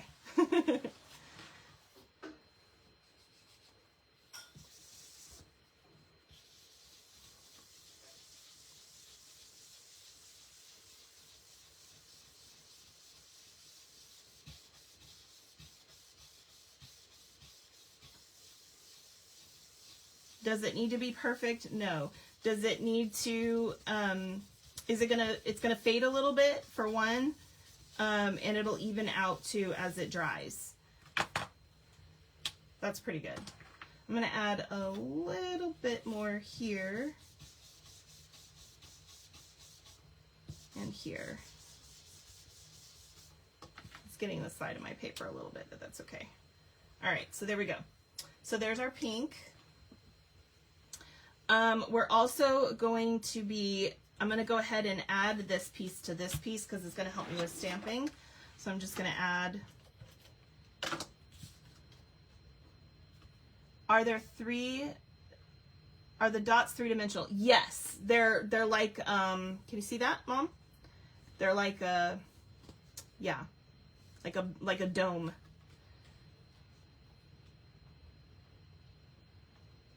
All right, so we're going to add that on here, basically centered. Do the best you can. Diamonds are a challenge, aren't they? All right, so there's that. And then I'm going to add hearts to this. You can wait and do the hearts after if you prefer. It's really not too hard. So I'm going to grab, since I've already got this ink out, I'm just going to grab my heart. And I'm going to put one up here, one outside, one up here, and then 2 down here, okay? Super easy. So about like that, okay? And then on this piece, depending on how you want to do it, you can do some blending, which is super fun. So what I kind of like to do is take whatever's left on my brush and just do like a corner. So I'm going to do the top right corner, just like that. And then I can take my hearts and add a couple hearts like that. Or 3 if you want, that's fine too. Or you could do another blend down here. Oh, that would be really cute, right? Do another blend in this corner. And add another heart down here. That's super cute. So that'll be our inside piece. Okay, So set that aside. And then we're going to stamp on our sentiment with Granny Apple Green. And for this one, I grabbed the Hope Your Birthday is Dynamite. Isn't that cute? I love puns, you guys. It's so cute when stamps have puns. I just think they make super cute cards. So we're going to do Granny Apple Green for this one, and we're going to go all the way to the left so that we can pin it the edge of this one. So I'm going to stamp Hope Your Birthday is Dynamite. So cute. And yes, this font is crooked. It's meant to be. It's fine. Don't be like, what's wrong with my eyes? No, it is a little wonky, and it's meant to be like that. It's supposed to be fun. Oh, I don't want to get rid of that yet. Okay, we'll cut this in a minute. I'm going to set that up there. All right, then we're going to do our dinosaur. And this is our Triceratops again. So we're going to stamp this with, hold on, sorry, my computer's doing something weird. Okay.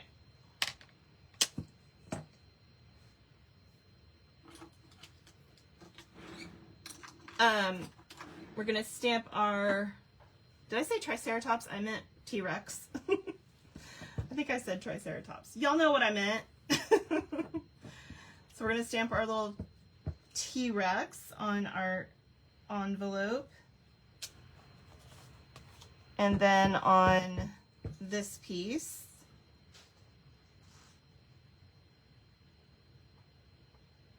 just move slowly towards it and line it up as you go.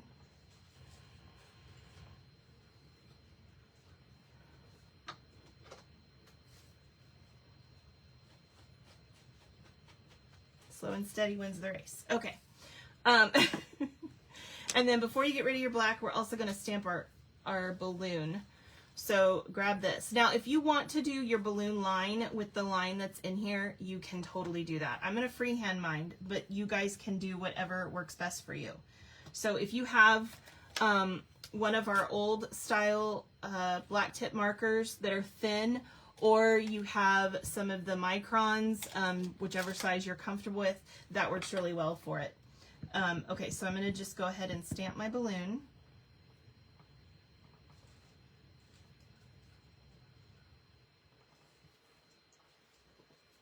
All right. Now, your balloon, whoops, I almost got too far off to the edge, didn't I? That was kind of close. All right, it's fine.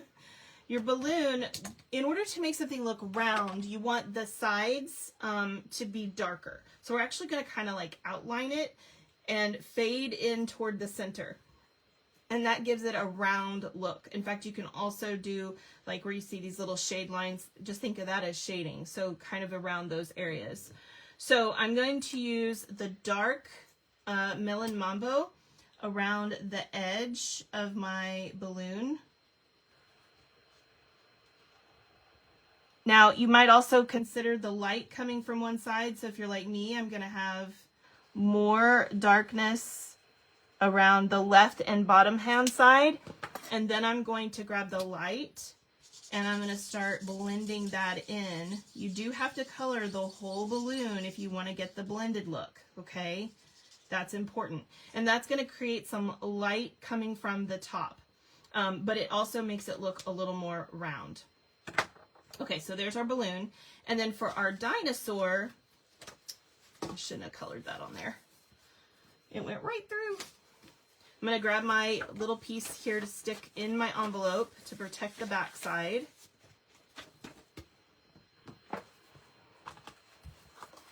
And we're going to color our spots. You can do them in either the light or the dark Melon Mambo. It's up to you. And then the nails, I'm going to use the dark.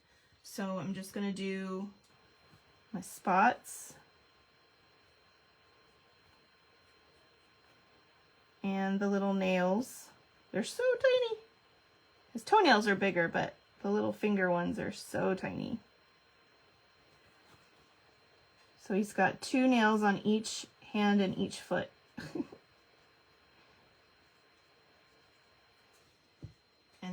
little spots. They're too small really to blend, so just pick a color. Okay, and then go back to your Granny Apple Green, the star of the show. And we're going to go ahead and do, I'm going to do the dark tummy and spines because I like that. So I just go ahead and do the dark first.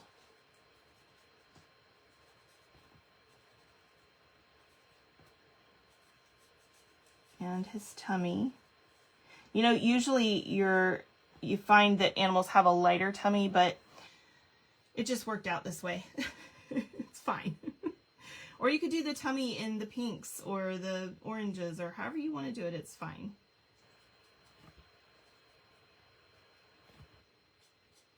I had a hard time doing it in the opposite color, like the pink or the orange, because it made me think of Barney. So I was like having a hard time doing that because I always hated Barney. Anybody else hate Barney? I hated Barney. Okay. Now I'm going to do my shading. So I'm going to do my left and bottom hand sides in the dark of everything. And then anything that would be underneath something.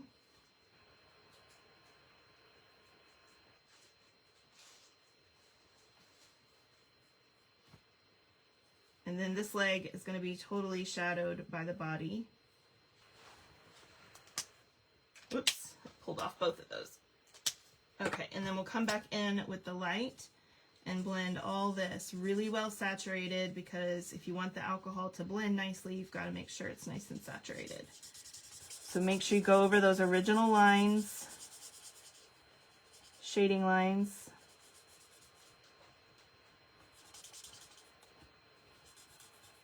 Isn't Granny Apple Green a beautiful green? I think it's such a pretty green.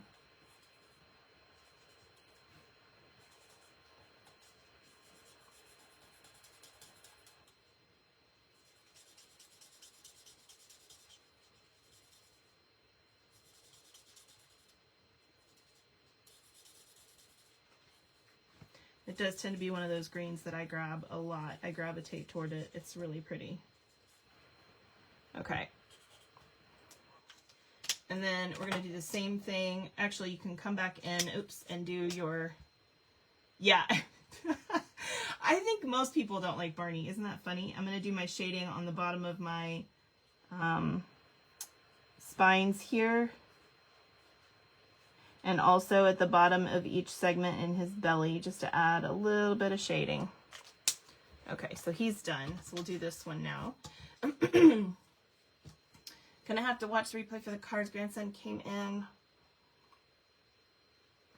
He's in the top 10 for Missouri Youth. Congratulations, Michelle. That's awesome. Oops.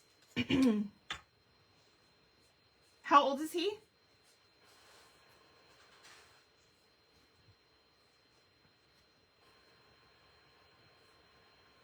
Please tell him congratulations. That's so cool. My son was a fencer, so we didn't do, well, I guess it's kind of a team sport, wrestling, but not really. I mean, it's sort of individual too. It's kind of like running track. So it's kind of a team and kind of not. So we did more the individual sport type thing. I'm just realizing I completely forgot this little nostril on all of my little dinosaurs. How did I do that? I just was spacing it.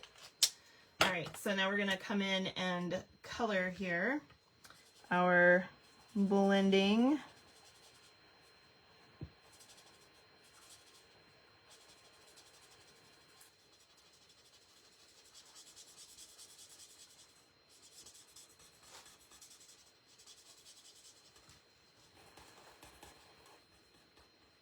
This is the last card, Michelle, so yeah, I mean, if you've missed all this, then you can come back and do it later. Did you do the layout too? We'll do the layout here in just a second. We're almost done with this.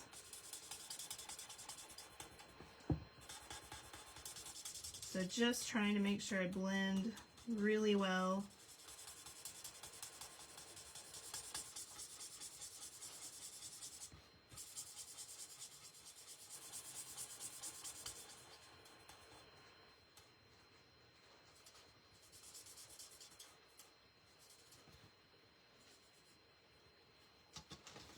Okay, and then I can come back in and do the base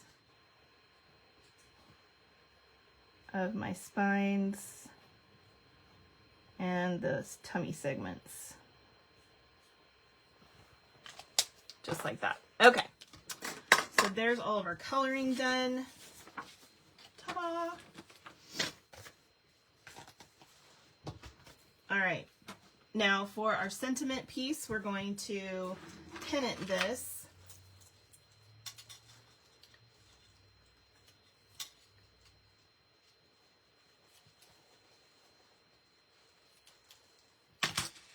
And then we're going to add it to the pink piece. And we're going to add a pennant to this by just making this about the same distance apart as the rest of your border. Like so. Excuse my throat. Hey, Mom, are you still there or did you jump off? All right, so we're going to take our card base and we're going to fold and burnish.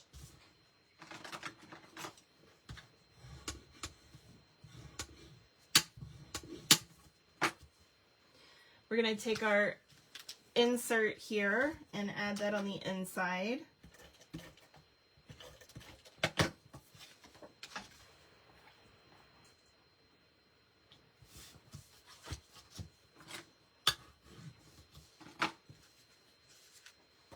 We're going to grab our front piece and add that on.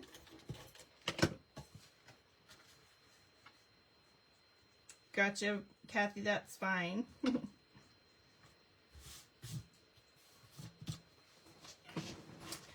Okay, so for our little dinosaur, we're going to kind of position everything first before we place. So I'm going to position my dinosaur where I want him, and my balloon, just to kind of see where it's going to go here. And then I'm going to add this for my line. Again, if you aren't comfortable doing that and you want to stamp this line, you can do that. Just do what's comfortable for you. So all I'm going to do is I'm going to put a little dot right there because I know that's where his hand is. And I'm going to put a little dot right there because I know that's where the end of the balloon is. And then I just make a little trail like that. Okay, now I'm going to add dimensionals to all three of these pieces.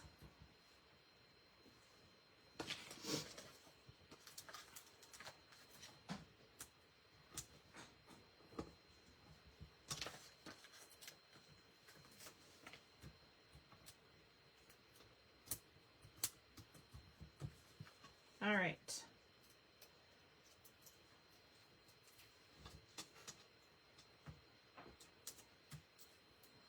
So I'm going to add my little balloon.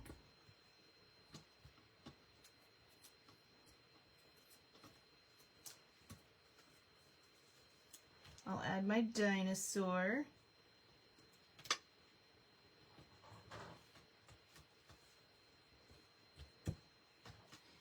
And I'm going to take my sentiment to the edge of the card. Just like that. And then we're going to add our little embellishments here.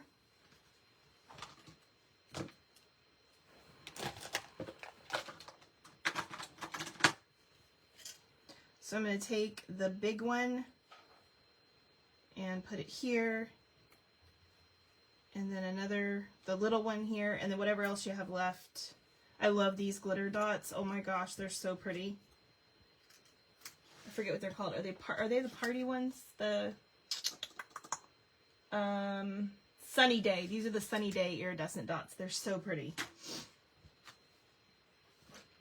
Okay, so that is our last and final card. Now, for those of you that are going to scrapbook, don't go anywhere because we're going to be doing that as soon as we do our drawing. So stick around for that. super quick announcements. We'll do the drawing for free stuff, and then we will do the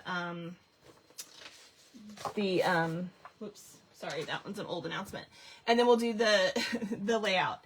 So for those of you that are interested in doing any of my events like this, we have an upcoming club that you can participate in. This one is using the absolutely beautiful, beautiful butterflies stamp set and bundle. So you can just do the stamp set if you so choose. You will need this to complete the projects, but you can buy them as a bundle and get all 3 items. And I think I forgot to show the folder yesterday. So along with the stamp set, you can get the hybrid set of dies and folder. And the dies, it's a really big die set. There's a ton of dies in here, which is really nice. And then this gorgeous folder that you can use as well. Isn't that beautiful? Oh my gosh. And so you can use these together. If you guys aren't familiar with hybrid folders and sets like this, the way they work is I can actually take this piece and I can place it in here, and it kind of clicks into place. I put my paper in here, I run it through, and it will cut out this piece along with the embossing. And I think, if I'm not mistaken, hold on, don't hold me to it. Let me show you what it looks like. I don't want to say the wrong thing, but I think that this one, is this one the same size? Nope, that one's not the same size. Nope, I don't think this one is. So it's just the middle one. Okay. Yeah, I couldn't remember if you could do that with any of the other ones. And so what happens is it'll cut out this piece while also embossing. So you get the embossing look, plus you get this as well, cut out and embossed. Or you can just use the dies, or you can just use the embossing folder. You don't have to use them together. And so that's why it's called hybrid. It is so cool. I absolutely love it. I think that you guys are going to love it too. So definitely consider purchasing the set, because I think that it is so cool. All right. I love hybrid sets. I think they're awesome. Okay. So that said, let me show you the projects. So we have this one here, which is probably one of my favorites, because this is a flap easel card. So it's a flap card, just like this, which you guys saw me do yesterday, right? Did you guys see the video yesterday? So cool. If you didn't, definitely check it out. But then it's also an easel card. So it flips up and it can sit on your table. Let me try to show it to you from this angle, like this. Whoops. So it sits like this on your table. Can you guys see how that works? I love this so much. So really cute card. Then we're going to do this one. And of course you can use any of the sentiments on here you like. I used In Case You Need Me, I'm Here. I thought that was super sweet. And I love this paper. With this club, you're going to get a full pack of the paper and a full pack of the amazing embellishments. And so there you can see that butterfly, for instance, on a card. And the other part is for a shaker card. Isn't that cool? So this butterfly that I cut out is on this card. So you can see that's one piece basically that I cut out at the same time. And so we have this really great shaker card, plus we have this beautiful 3D butterfly that you can do as well. So those are the projects for this club. Super excited about it. I think it's going to be awesome. Also, for those of you that scrapbook, you can do the add-on layout. Are you ready? Here it comes. So I always do an add-on layout with all of my classes and clubs, and so you can do this add-on layout with it. And when you sign up for my class, just let me know, or my club, just let me know if you want the add-on layout. To sign up for any of my events, all you need to do is text me and say, hey, I want to sign up for the butterfly club.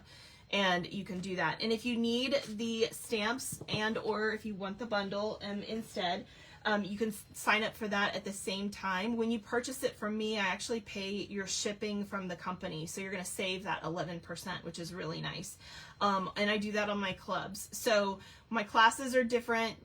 You can place an order and actually get my class totally for free, but this just works a little bit different. So anyway, if you need this flyer, you haven't gotten it, let me know. I'll be happy to send it to you. And be sure to sign up by the 21st. If you're not a club member, you can still sign up. That's fine, and just do 1 month if you like. If you are a club member, you do need to confirm with me by the 21st as well, and let me know if you want the layout.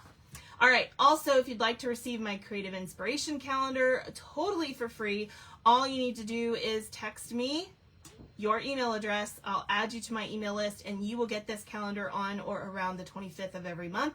It includes all of my Facebook Lives, and every other day has a creative prompt on it so that you have 30 days of creative inspiration, 30 to 31, depending on the month, of creative inspiration to do. And so some people are using it as a to-do list, others just have it handy when they need it, whatever works for you. It does include my information about when my Facebook Lives are, where they are, etc., my current host codes, and my contact information. All right, so that is all of the announcements. So let's real quick do our drawing, our comment drawing. If you guys can give me a drum roll, please, I will put out some fun goodies that you can choose from. Thank you. I know, butterflies are awesome. Okay. Thank you for the drum roll, Phyllis. All right, so let me put out some goodies here. So we've got the Melon Mambo and Granny Apple Green foil paper. This is a specialty paper. We've got the Most Adored, which is a retired, you can't get it anymore, paper. This is gold foiled specialty paper, designer series paper. And then on the other side is like reds and pinks. I think Flirty Flamingo and Real Red are the colors in this one. So works for sure for Valentine's Day, but can work for so many other things too, because white and gold on this side. And then I've also got the D-size acrylic blocks for stamping. We've got the Pick 4 ink spots, which is, if you want this, I'll just send you a text with all of the colors I have available to choose from, and you can pick 4 colors. I've also got the amazing gold holly leaves. These are kind of like a fabric embellishment with gold thread in them. They're so cool. So we have that available as well. And finally, the little chiseler. If you do not have one of these in your tools, you're missing out. This saves my projects all the time. So every time you make a mistake, you're able to help out and fix it with a little chiseler. So definitely need to have one of these. It is not a Stampin' Up! Product. So I buy these from the Little Chiseler company directly, and then pass that savings on to you. So you guys, if you ever want to buy one, they're just $2, or you can get them free in my drawing.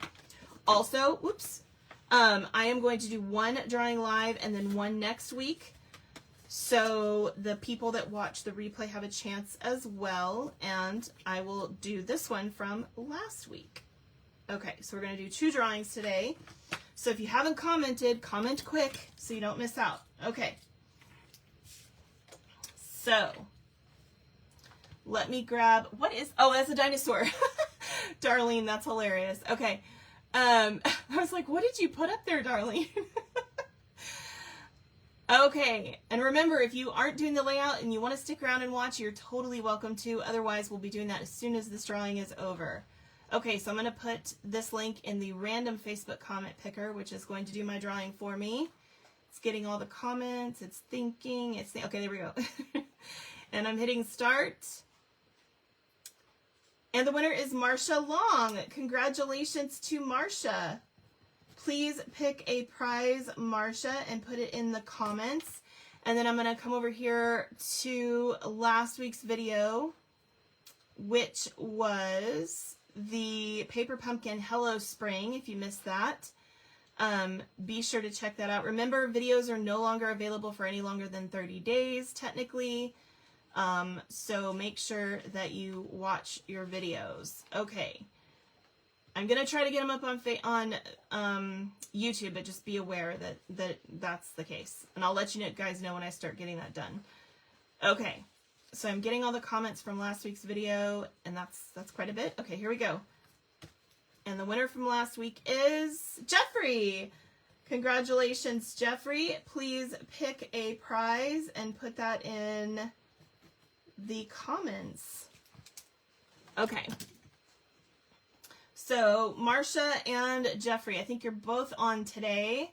Marsha would like the gold leaves. Okay, awesome. I will give those to you. I've got more of these too, so if Jeffrey wants them too, then I can give those to him. Are you still on, Jeffrey? While you guys are deciding that, I'm going to grab my layout stuff here.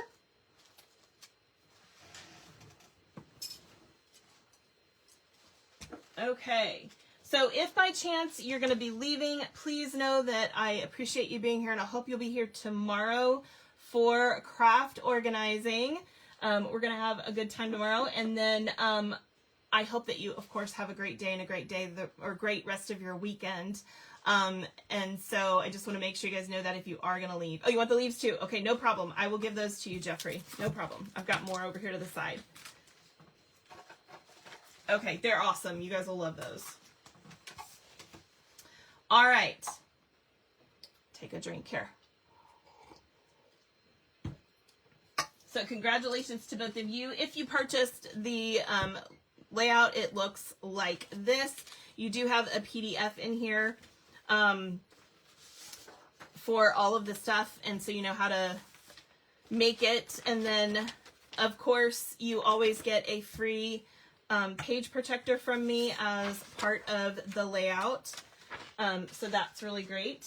And we're going to get started. All right, so I'm going to put all my little bits in my tray. Bye, Andrea. Thanks for joining us. God bless. Okay. Come out. There we go. All right. So we have all of our little bits over here. And then we're going to just kind of put these in piles because a lot of times when this stuff gets mailed to you, it kind of gets messed up. So I want to kind of help you with that. So these pieces, these tall pieces are borders. So those are going to go on both pages. We'll set those aside. But these pieces right here, we want to put in piles real quick. So on our left-hand side is going to have the pretty and pink cardstock with this piece on top. It's also going to have this piece with the ferns. And you're going to have 3 of these pieces, but I'm going to set these aside because we're going to do something to these. Okay, so I'm going to set those right there. And you also have this piece right here. So all that goes on the left hand side. And then on the right hand side, you have the pink, wait, let's see. Yeah, the pink, and this is pretty in pink and Melon Mambo cardstock. You have this green piece and then 3 of the white pieces. Again, I'm going to set those over here because we need those. So to start off with, I am going to grab one of these sheets, and I'm going to take this green corner and I'm going to add it to a corner. Doesn't really matter which corner because it's going to go in the top right corner, but go ahead and add this piece to the corner. Sorry, I'm hitting my stamps. Sorry, that's loud. Okay, so we're just going to add this to the corner. And then I'm going to take my green glue and I'm going to add just a little thin line, super thin line, if I can get it going. There we go. Super thin line of glue along the edge of that on the white, okay? And we're going to put this across right up against the green. Super easy to do. Flip it over and trim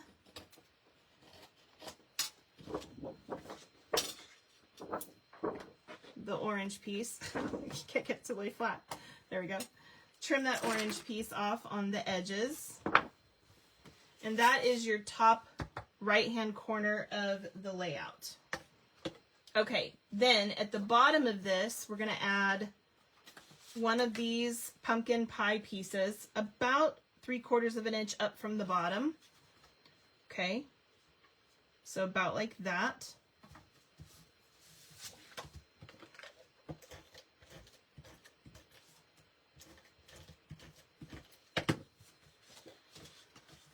time is spring ahead tomorrow. Lost another hour nap. I don't nap. That's not really my thing unless I'm sick. You know, like obviously if you're sick, you need to sleep, but I don't really nap. I think it's more of a guy thing.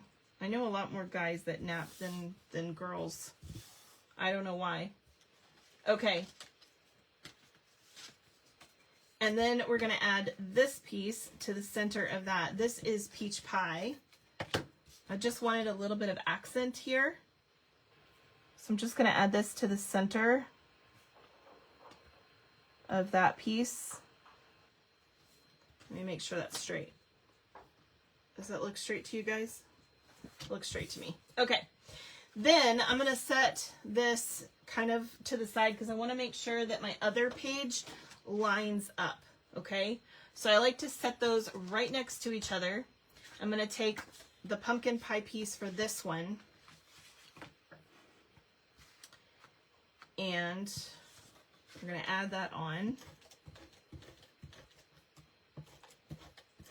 And so by lining up my pieces, I can make sure that these pieces are going to line up in my album. So I'm just going to pop this on here. Yeah, I always forget. I don't usually worry about it because my phone, you know, these days our smartphones do automatically change the time. And since that's where my alarm is, I don't really think about it. I wish they'd get rid of it, to be honest. We don't need daylight savings anymore. It's kind of silly. Okay. And then I'm going to do the same thing with this piece. I'm just going to make sure it's lined up with the other one.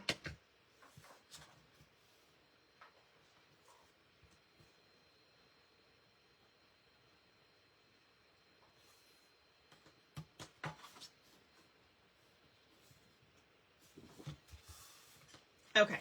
So I'm going to set these aside. I'm going to go ahead and take this piece and add this to the mat. What is Paseo Grill? Is it just like American food?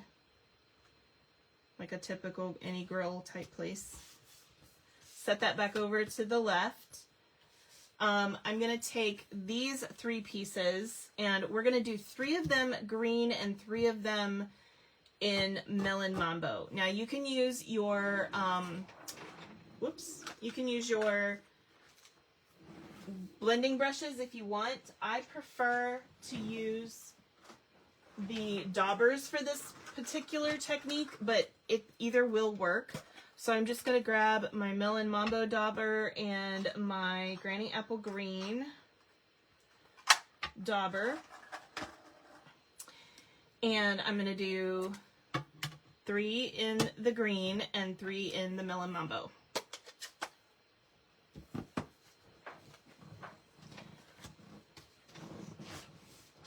You wish they'd keep daylight savings. It really, either way, it doesn't matter to me which way they do it. The point is, I wish that we would stop having time change, like, period. Just whichever way they want to do it, just keep it one way and stop changing it around throughout the year. I think it's really hard on our bodies when they do that. You know, the natural progression of change between seasons is fine, but when they change the time by an hour, it can be super hard on some people. Now, some people don't have a hard time with it, but there are a lot of people that really do. Like, they really struggle with the time change. And so I think it would be way better for our health if they would get rid of it.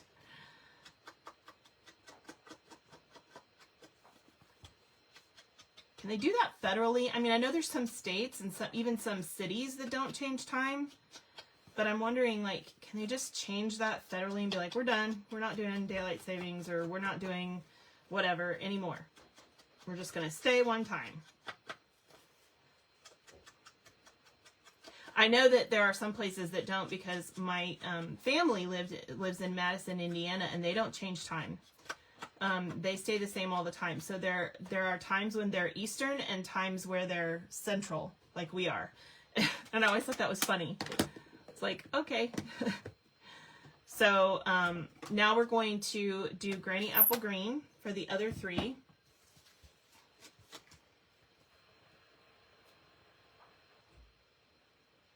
Oh, Paseo District. Okay. They still have it. Okay. I just don't think it's necessary anymore, you know? I don't think it's particularly controversial. It's just, you know, it's one of those things, people have a different opinion about it, but I just don't think it made sense. There was a time where we needed that, but today, in this day and age, we just don't need that change. And I think it actually makes it harder for some parts of the world who deal with us business-wise, you know, because we deal with so many parts of the world in business, and then they have to change time with us, you know, if they don't change time. So there's that too. Arizona doesn't change. I know there's different places that don't. It's up to the state. Well, I mean, I think you can, but I'm wondering if they just said, if federally they just said, hey, we're not going to do it anymore, if that would just be done. We're done with it. You know? I don't know. But I wish we would. I wish we'd just get rid of it. It'd be so much easier. Because if every state's like different, then you never know what time it is for anybody, unless you memorize who changes and who doesn't. Like, that's annoying. But if we just all stop changing, that would be so cool. You know what I mean? Yes, it is bad for your health. It is super bad for your health to change time like that. It's just, stop it, you know? Okay. So we're going to have 2 of the green ones and 1 pink one on the left-hand side, and then vice versa, 2 pink ones and 1 green one on the right-hand side. So that's going to come up here in a minute. All right, now we need to do some stamping. So in here, you've got your 3 dinosaurs. So we're going to be stamping those. We also have a couple of rocks here. I think there's 2 rocks. Yep, 2 rocks. We have some of these little leaf pieces.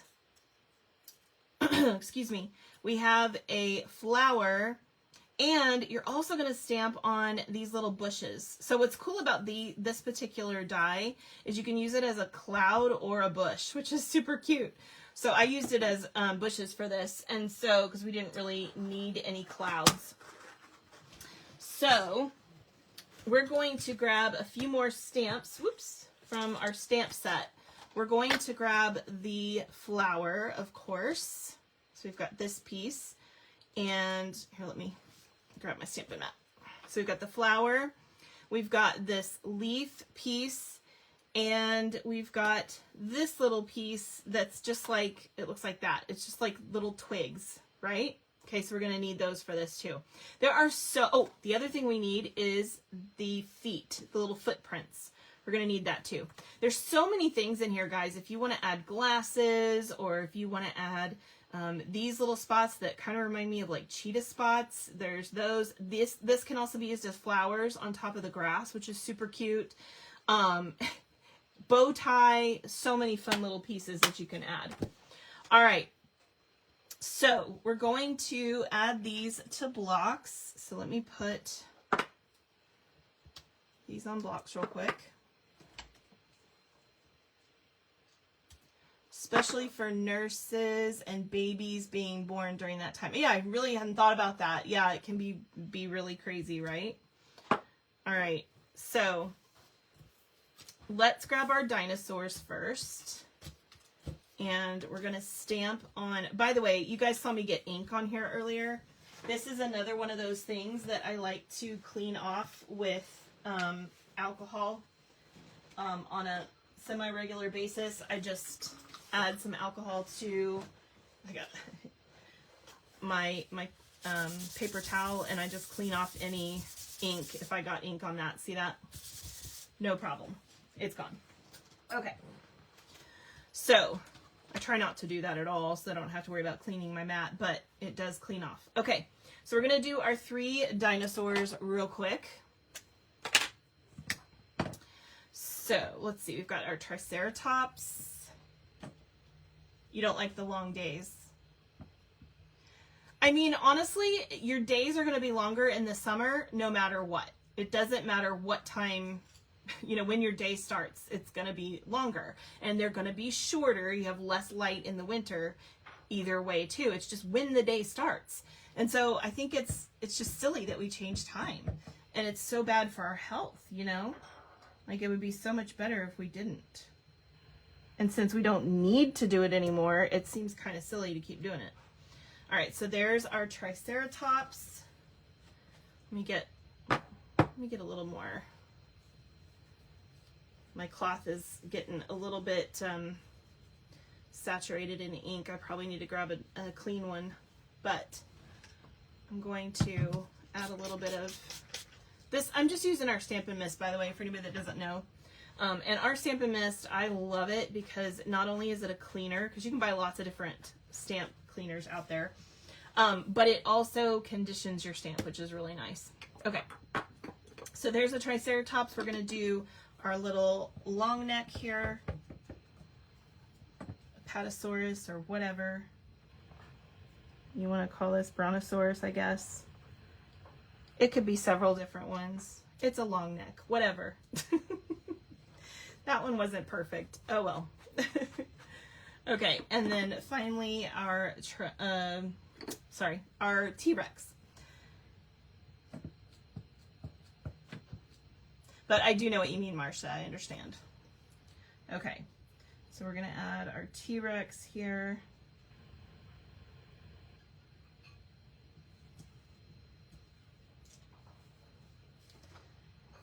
Oh, there must have been a little hair on that because it left kind of a shadow. Oh well, life goes on. Okay, so we'll color those in just a second. And then we've got our little rocks. Actually, wait, hold on. Let's do the leaves. Now, you can do the leaves in a green if you'd like to, or you can do them in black. I'm going to do them in green. So I'm going to do my leaves and my rocks here in a second. But let's go ahead and do the flower in black. So what did I do with him? Here he is. Some people also like to do the flower. Actually, you know what? I don't think I did the flower in black. I did it in green. You can also do your flower. Let's do it in green. You can also do your flower in basic beige and have kind of that it's barely there look. I actually did it in green because then the stem and stuff is colored and it works. So I actually played a lot with this and did it in different things, and I ended up liking the green the best. Sorry for my hiccups. Okay, so I'm going to ink that up in green. I'm also going to do the two leaves in green.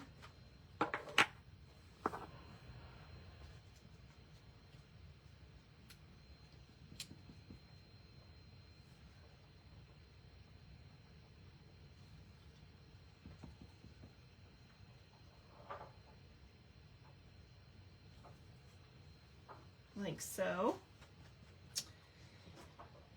Now, depending on what you want to do, I did not include this ink color in the group, but it is up to you. You can do black, or you can also do early espresso or pecan pie for the little marks in your bush. So I'm gonna grab early espresso, I think is what I did, pretty sure, just to show you that. But like I said, you could do green, you could do black, you could do whatever. It's up to you. Where's mine? There it is. Okay, so these little marks, we're just going to put them in the inside of this, and that makes it have that kind of bush-like look to it.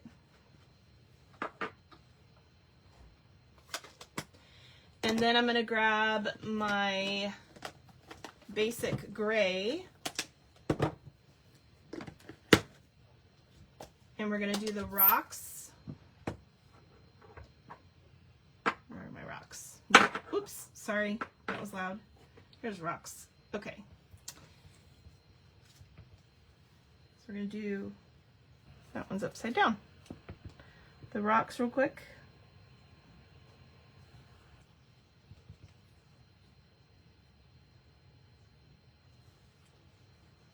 All right.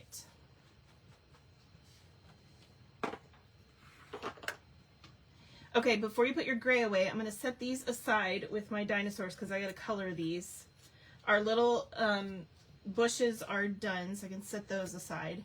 But I'm going to grab the background real quick. This is, you know what, actually I'm going to, do I want to do that now? I think I do. Okay. So this is a little bit of a challenge because you have to decide when you want to do this, if you want to do it after you're completely done or before. So this piece is going to go right here. And then this magenta piece on the right hand side is going to go right here.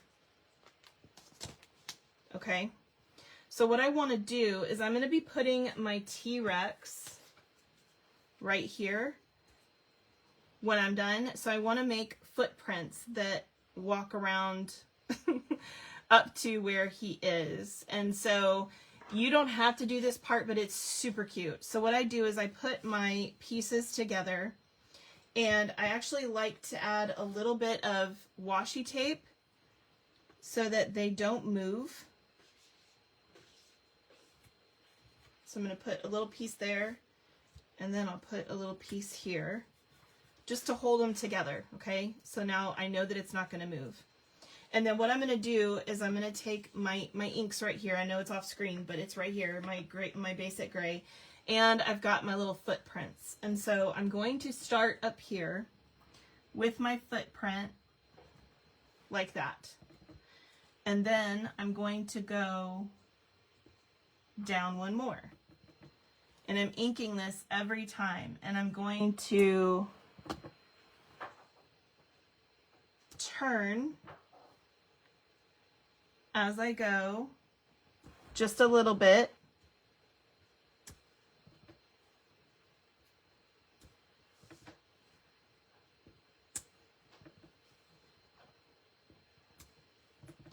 And then when you get down to here, take one of your pieces of scratch paper and just set it right on top of that so you don't ink your orange piece.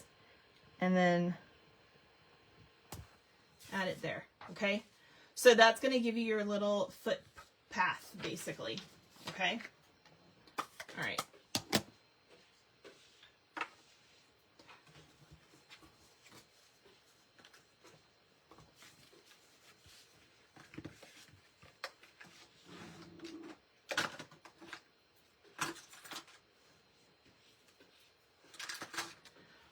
So when you say nurses and babies, with the nurses part, you mean just because they work long schedules? Like, there's a lot of jobs that do that, though. I mean, like, obviously doctors, and there's firefighters and people like that, too, that have really, really long days as well.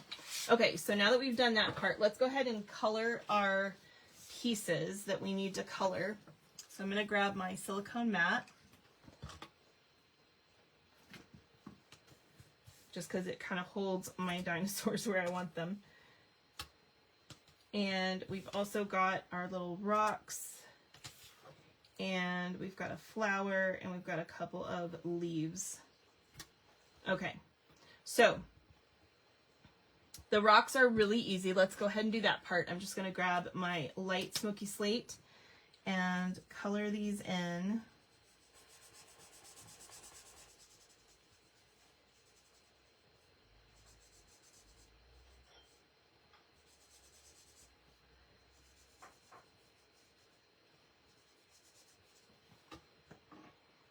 Doctors can sleep, okay? I mean, it depends on your job as a doctor, but you don't always get a lot. But I know, like, I know what you mean, though. My brother is a nurse, so I understand what you mean.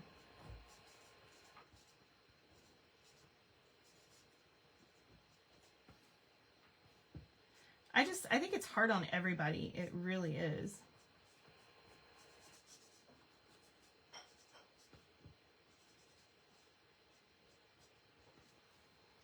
Okay, so a little bit of shadowing.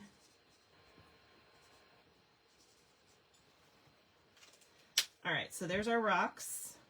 Oops. Move those over here. All right, then we're going to do our leaves, and I just did the leaves in the light. I'm also going to do the same thing for the leaves on this part. So I'm just going to use my light Granny Apple Green, and I'm going to color in these leaves.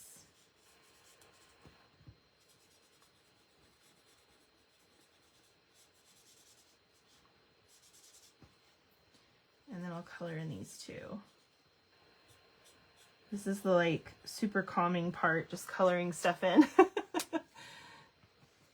ER doctors, yeah. Yeah.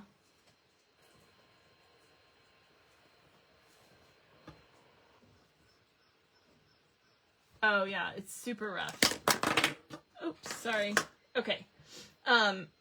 Now, for the flower, you can do this however you want. I decided to do the orange for the center of my flower. And I did the light pumpkin pie. And then for the petals, I did the melon mambo. And what I did is I just took the dark and did like these little single lines on that center area of each petal, and then I came back in with the light and filled in.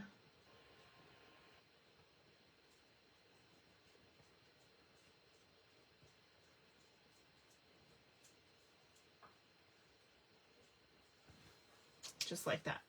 So there's my flower done. I can move these two.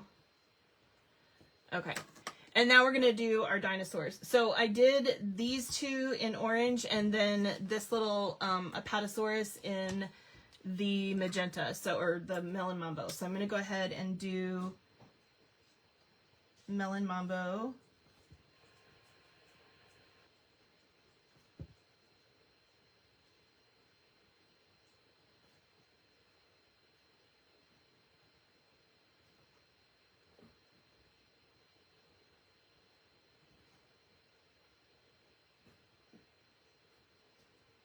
And I'll do the little nails.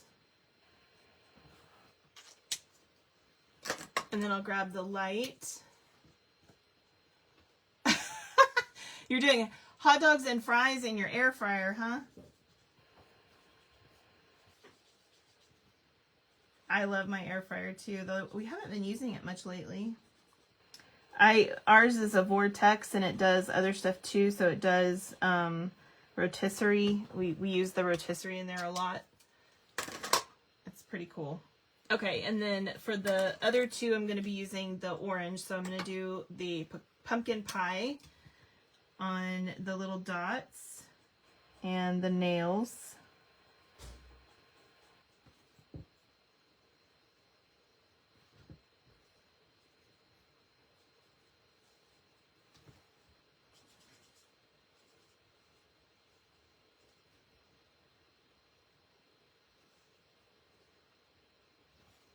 And then the light pumpkin pie on his horns.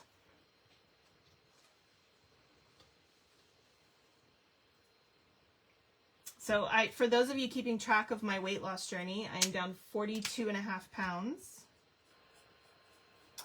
And loving my diet, because it is not a diet. It's a way of eating, but it is not. It's awesome. I really enjoy it so much. We really love it. It is animal-based with fruit. And while I am kind of a rabbit, so I do love vegetables, I'm fine without them. And is it? My husband wants me to tell you. And ice cream. We do have ice cream regularly, but can you bring me one of those so I can show them? If you guys are wondering, I do have ice cream a couple of times a week. With this, and I'm still losing weight, which is crazy. I don't have a ton, but this brand, now it's not cheap, but this brand, they only use honey for their sweetener. So I don't use any refined sugars. I only use honey and maple syrups. Those are the only maple syrup and honey is what I'm trying to say. Those are the only things I use for sweetener of any kind in anything. And I don't use a ton of it either. But this is sweetened with raw honey. It's called Ice Cream for Bears. It is so cute. And this particular flavor, this Butter Bear, is like a butterscotch caramely flavor. It is so good. And they also have a mint chocolate chip that we love too. They have other flavors, but those are our two favorites. So it is so good. It is addicting. Like, my husband's not a sweet tooth, but he actually kind of craves this stuff. It's really, really good. So love it. Anyway, but I love it because we eat, you know, a lot of meat. We eat cheese and then fruit and honey also. And so, and I am losing weight, which is amazing because it is impossible for me to lose weight. It is so hard. And this is the only thing that has ever really worked. And I'm not hungry. I have no cravings. It also is helping me with other parts of my health, which is amazing. He was pre-diabetic and isn't anymore. So there's things like that too, that it really helps with health as well. So if anybody ever wants to know what I'm doing, I'm happy to share. I'm following Paul Saladino's animal-based diet. It's also kind of called a carnivore diet, but he includes fruit. So it is not 100% animal-based in the sense that you can also have fruit. And so anyway, it's so good. And I don't feel like I'm on a diet because I'm never hungry. I'm enjoying it. I don't have cravings.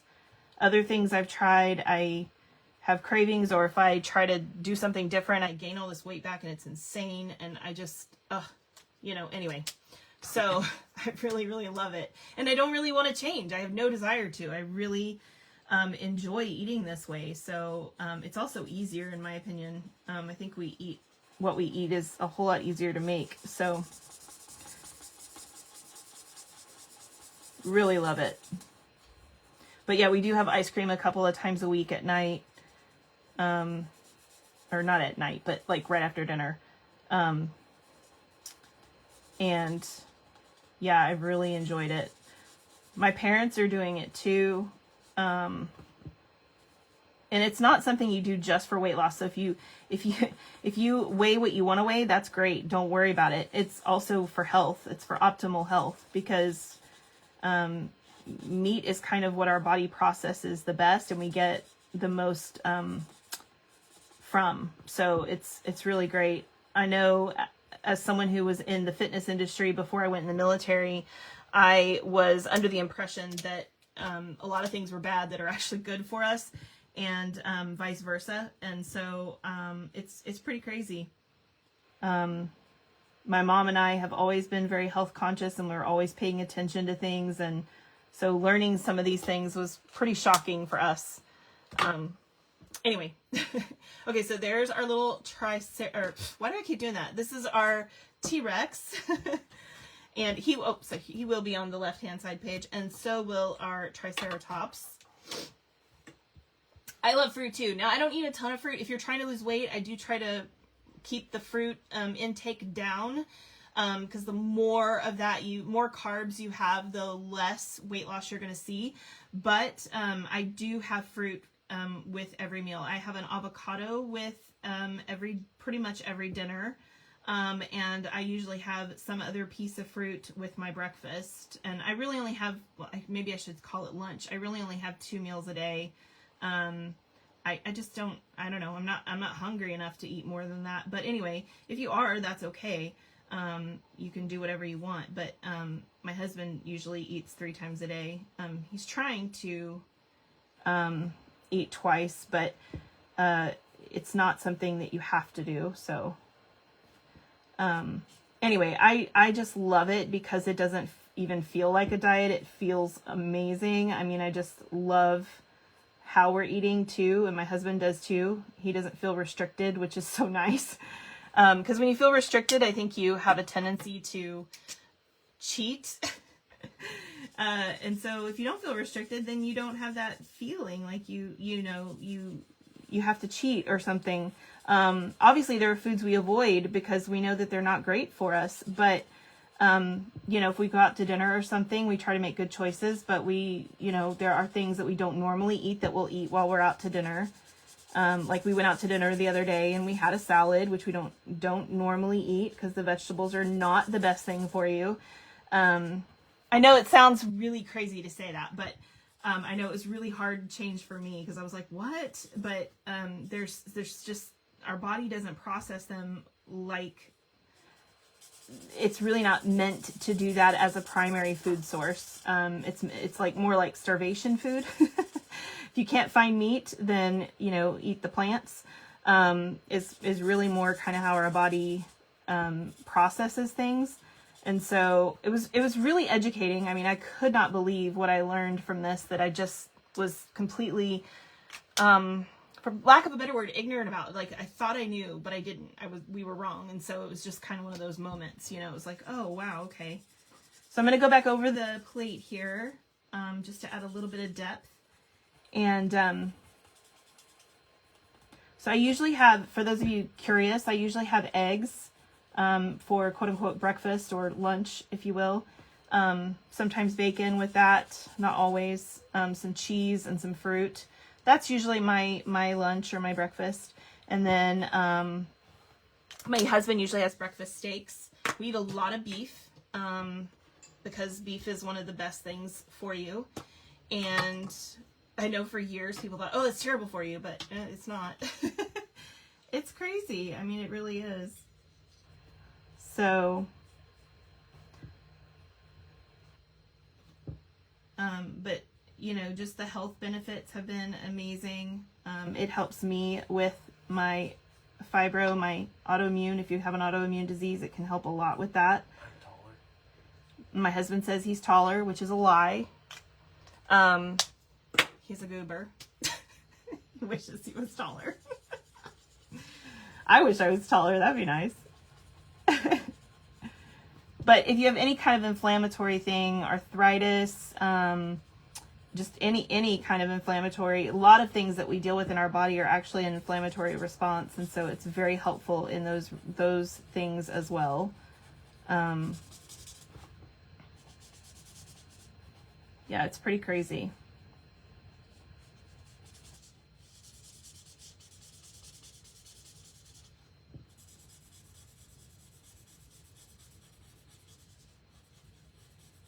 And Paul Saladino does have a YouTube page if you want to check him out there. He also has a book and a cookbook, which is awesome. So, oh wait, this goes on the right. So, yeah. Okay, so our flour is going to go here on the left. We have the two bush pieces are going to go on the left. The two pieces of the leaves are going to go on the right, along with the two rocks. Also in here we have a palm tree, which we're going to put together, but I'm going to put the stem over here on the right. And then we have 3 pieces of grass, which go over here on the left. We've got our terrific word, which we'll get to in a minute. Okay, so for this, we're going to do the same thing we did before. I'm going to grab this piece and... Hey, Pauline.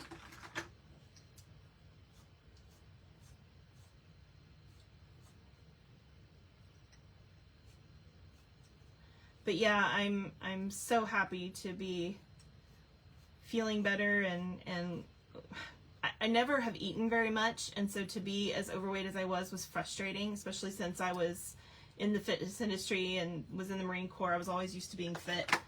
And fighting that has been a struggle. And so it's like, what am I supposed to do? Starve myself? Because, I mean, I don't even eat that much normally. But it was the way I was eating. I was eating more vegetables than anything else. And so I was finding that I wasn't losing weight. And now my body is losing weight. And now my body is feeling better and all kinds of things. So it's pretty crazy. All right. So now we've got our little palm tree ready to go. That's going to go over here too. Okay. So I'm going to grab the front page. So this is the left-hand side. And I'm going to start with these 3 pieces. So we're going to alternate colors, and we're going to add these down here. Okay, what's cool about these pieces is you can use them all for photos, or you can use one of them for a journal spot, which I think is super cute, and then put photos in the other ones. So we're just going to add these on to our bottom area here. And I like to kind of change up the direction they're going, and also like how high up or whatever they are, so that they're all kind of off kilter. Like so. Okay, then we've got this piece which is going to go here, and this piece which is going to go here. So this piece right here goes underneath this piece, and so the best way to do this is to take your mat, and we're gonna, a silicone mat, we're gonna lay this down. I'm gonna add adhesive to the right hand side of this piece, and then I'm just gonna come over here and pick it up, basically, with that. Oh, there we go. Okay. And so then I'll go ahead and add some adhesive.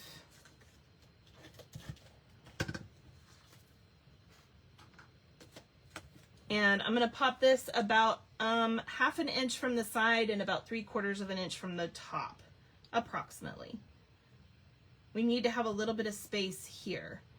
So depending on how much, you know, where you set this, you want to have a little bit of space there. So if you needed to make this half an inch, that's fine too.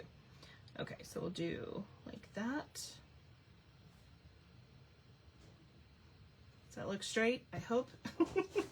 And then this piece, I'm going to put adhesive all the way around because it was run through the fern embossing folder, and just so that it lays completely flat.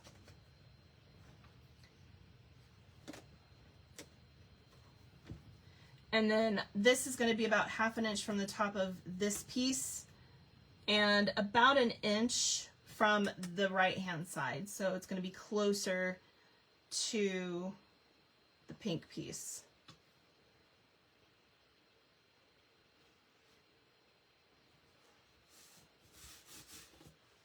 I hope that's straight. Okay. All right.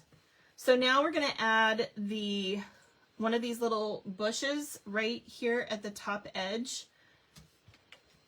And I'm going to do it with tape because I'm going to be pushing the flower behind that.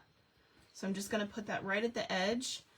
And then I'm going to take my flower and, whoops, flip that over. I should probably keep this mat here. And I'm just going to push this behind here.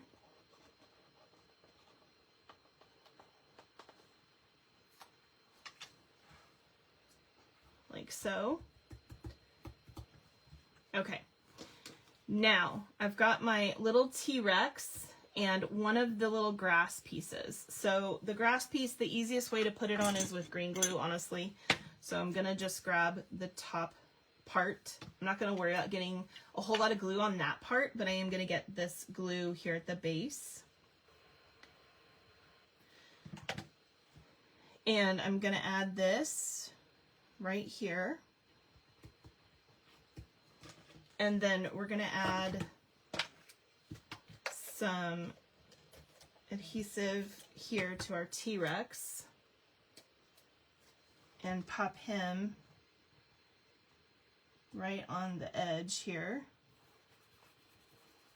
just like that. Now we're going to put our title with that. So I'm going to grab my grid paper again, which is, where did I put it? Did I put it back? No. I put it over here. Okay. So I'm going to grab my grid paper and actually, you know what? I think I'm going to do it this way instead. I'm going to just put this over the top of here.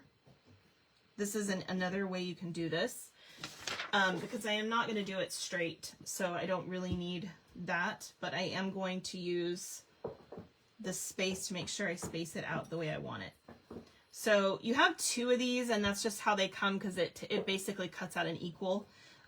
You know, you can just put the other one in your recycling bin or use it for something else. You really only need the one. So we're going to do Terrific. So I'm just going to slant these in different directions because I don't want it to be straight.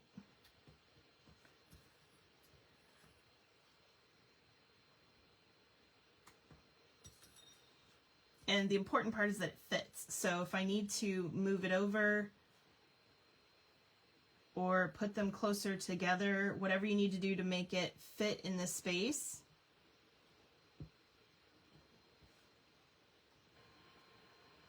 is what's important. But use your mat for figuring out where you want it. And then grab your washi tape to pick it up. And we'll add glue.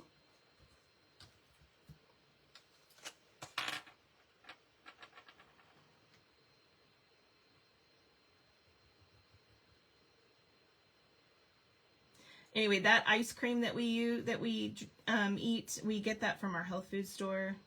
Do you get it from Sprouts, babe?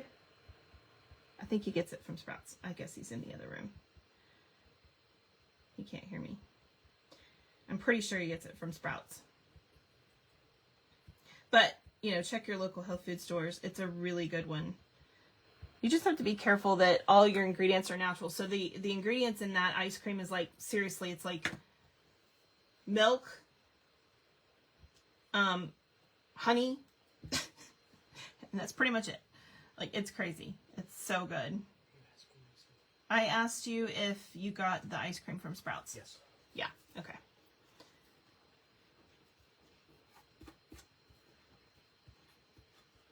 And he said yes, so he does pick that up at Sprouts. Okay. So now we're going to do, over in this area, we're going to do our little Triceratops scene.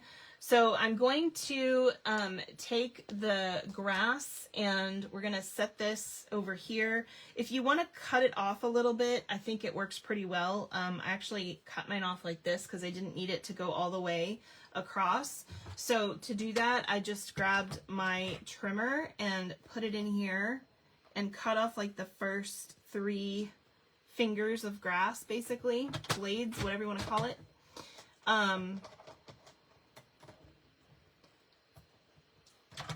Because I really just needed part of it. And then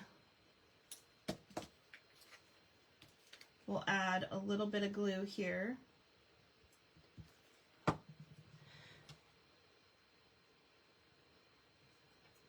But if any of you need the link for Paul Saladino's book, let me know and I'm happy to send that to you, and it'll be under my affiliate link too, so that helps me out. Okay, so I'm going to add the little Triceratops kind of in this area. I'm not going to push down though.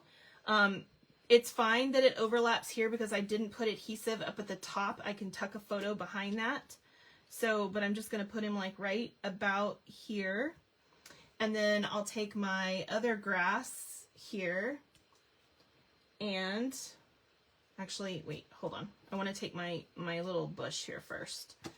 So either use your tape or your glue, and I'm just going to pop this right here.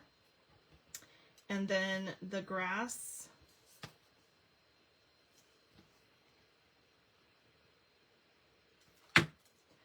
is going to tuck a little behind him and then down just a little bit below where the bush is, okay? And then I can push down on him. All right, just like that. And then once I've done that, I can take this off carefully at a 45-degree angle. You don't want to pull any of these off, nor do you want to tear the paper itself. I didn't push down very well, sorry. Okay.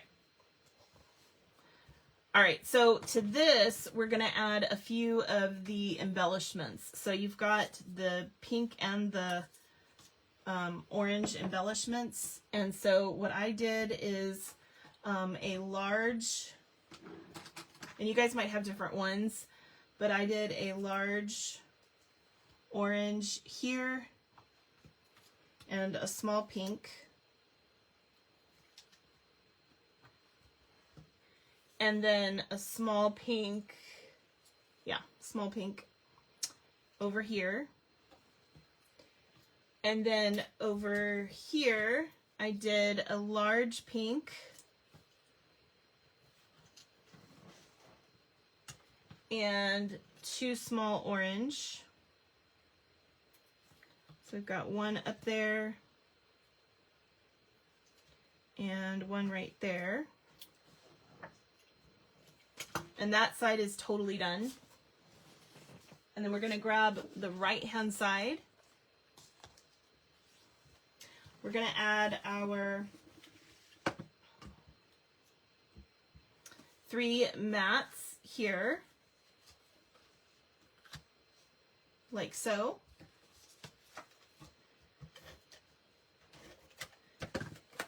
I tell you what, my allergies, my head, ugh, I'm done. I think it's all the wind. We've had so much wind that my allergies are all kicked up. I'm so done with it. Ready for that to be done. All right. And then we have the 2 pink mats. And we're going to have one be about 3/4 of an inch up from here and about 1/2 inch from the side. And then this one is about 1/2 inch from the other one and about 1/2 inch from the top. So about like that.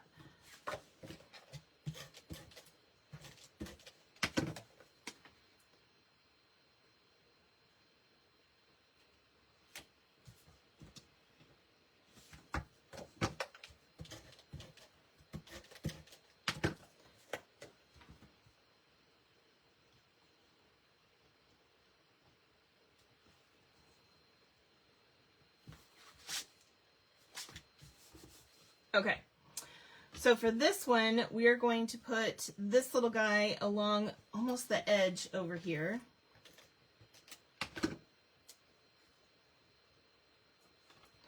Just like this. We've got our palm tree, which is going to go behind a couple of rocks. So I kind of like to place my rocks first and just see where that's going to go. And then I'll put the palm tree behind that. And I do want it to be a little bit at an angle because it just looks better with palm trees, right? So I am going to add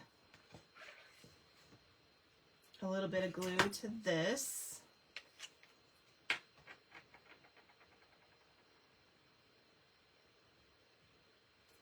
Just a tiny bit. We've just had so much wind. I mean, it has been crazy. All right, and then we'll add our rocks. So I'll do a rock there and then one a little below that.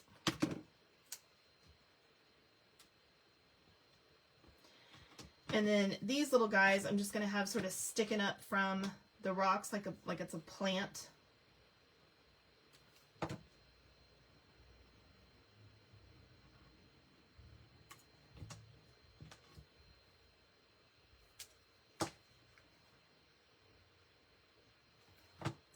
Kind of jungle plant looking.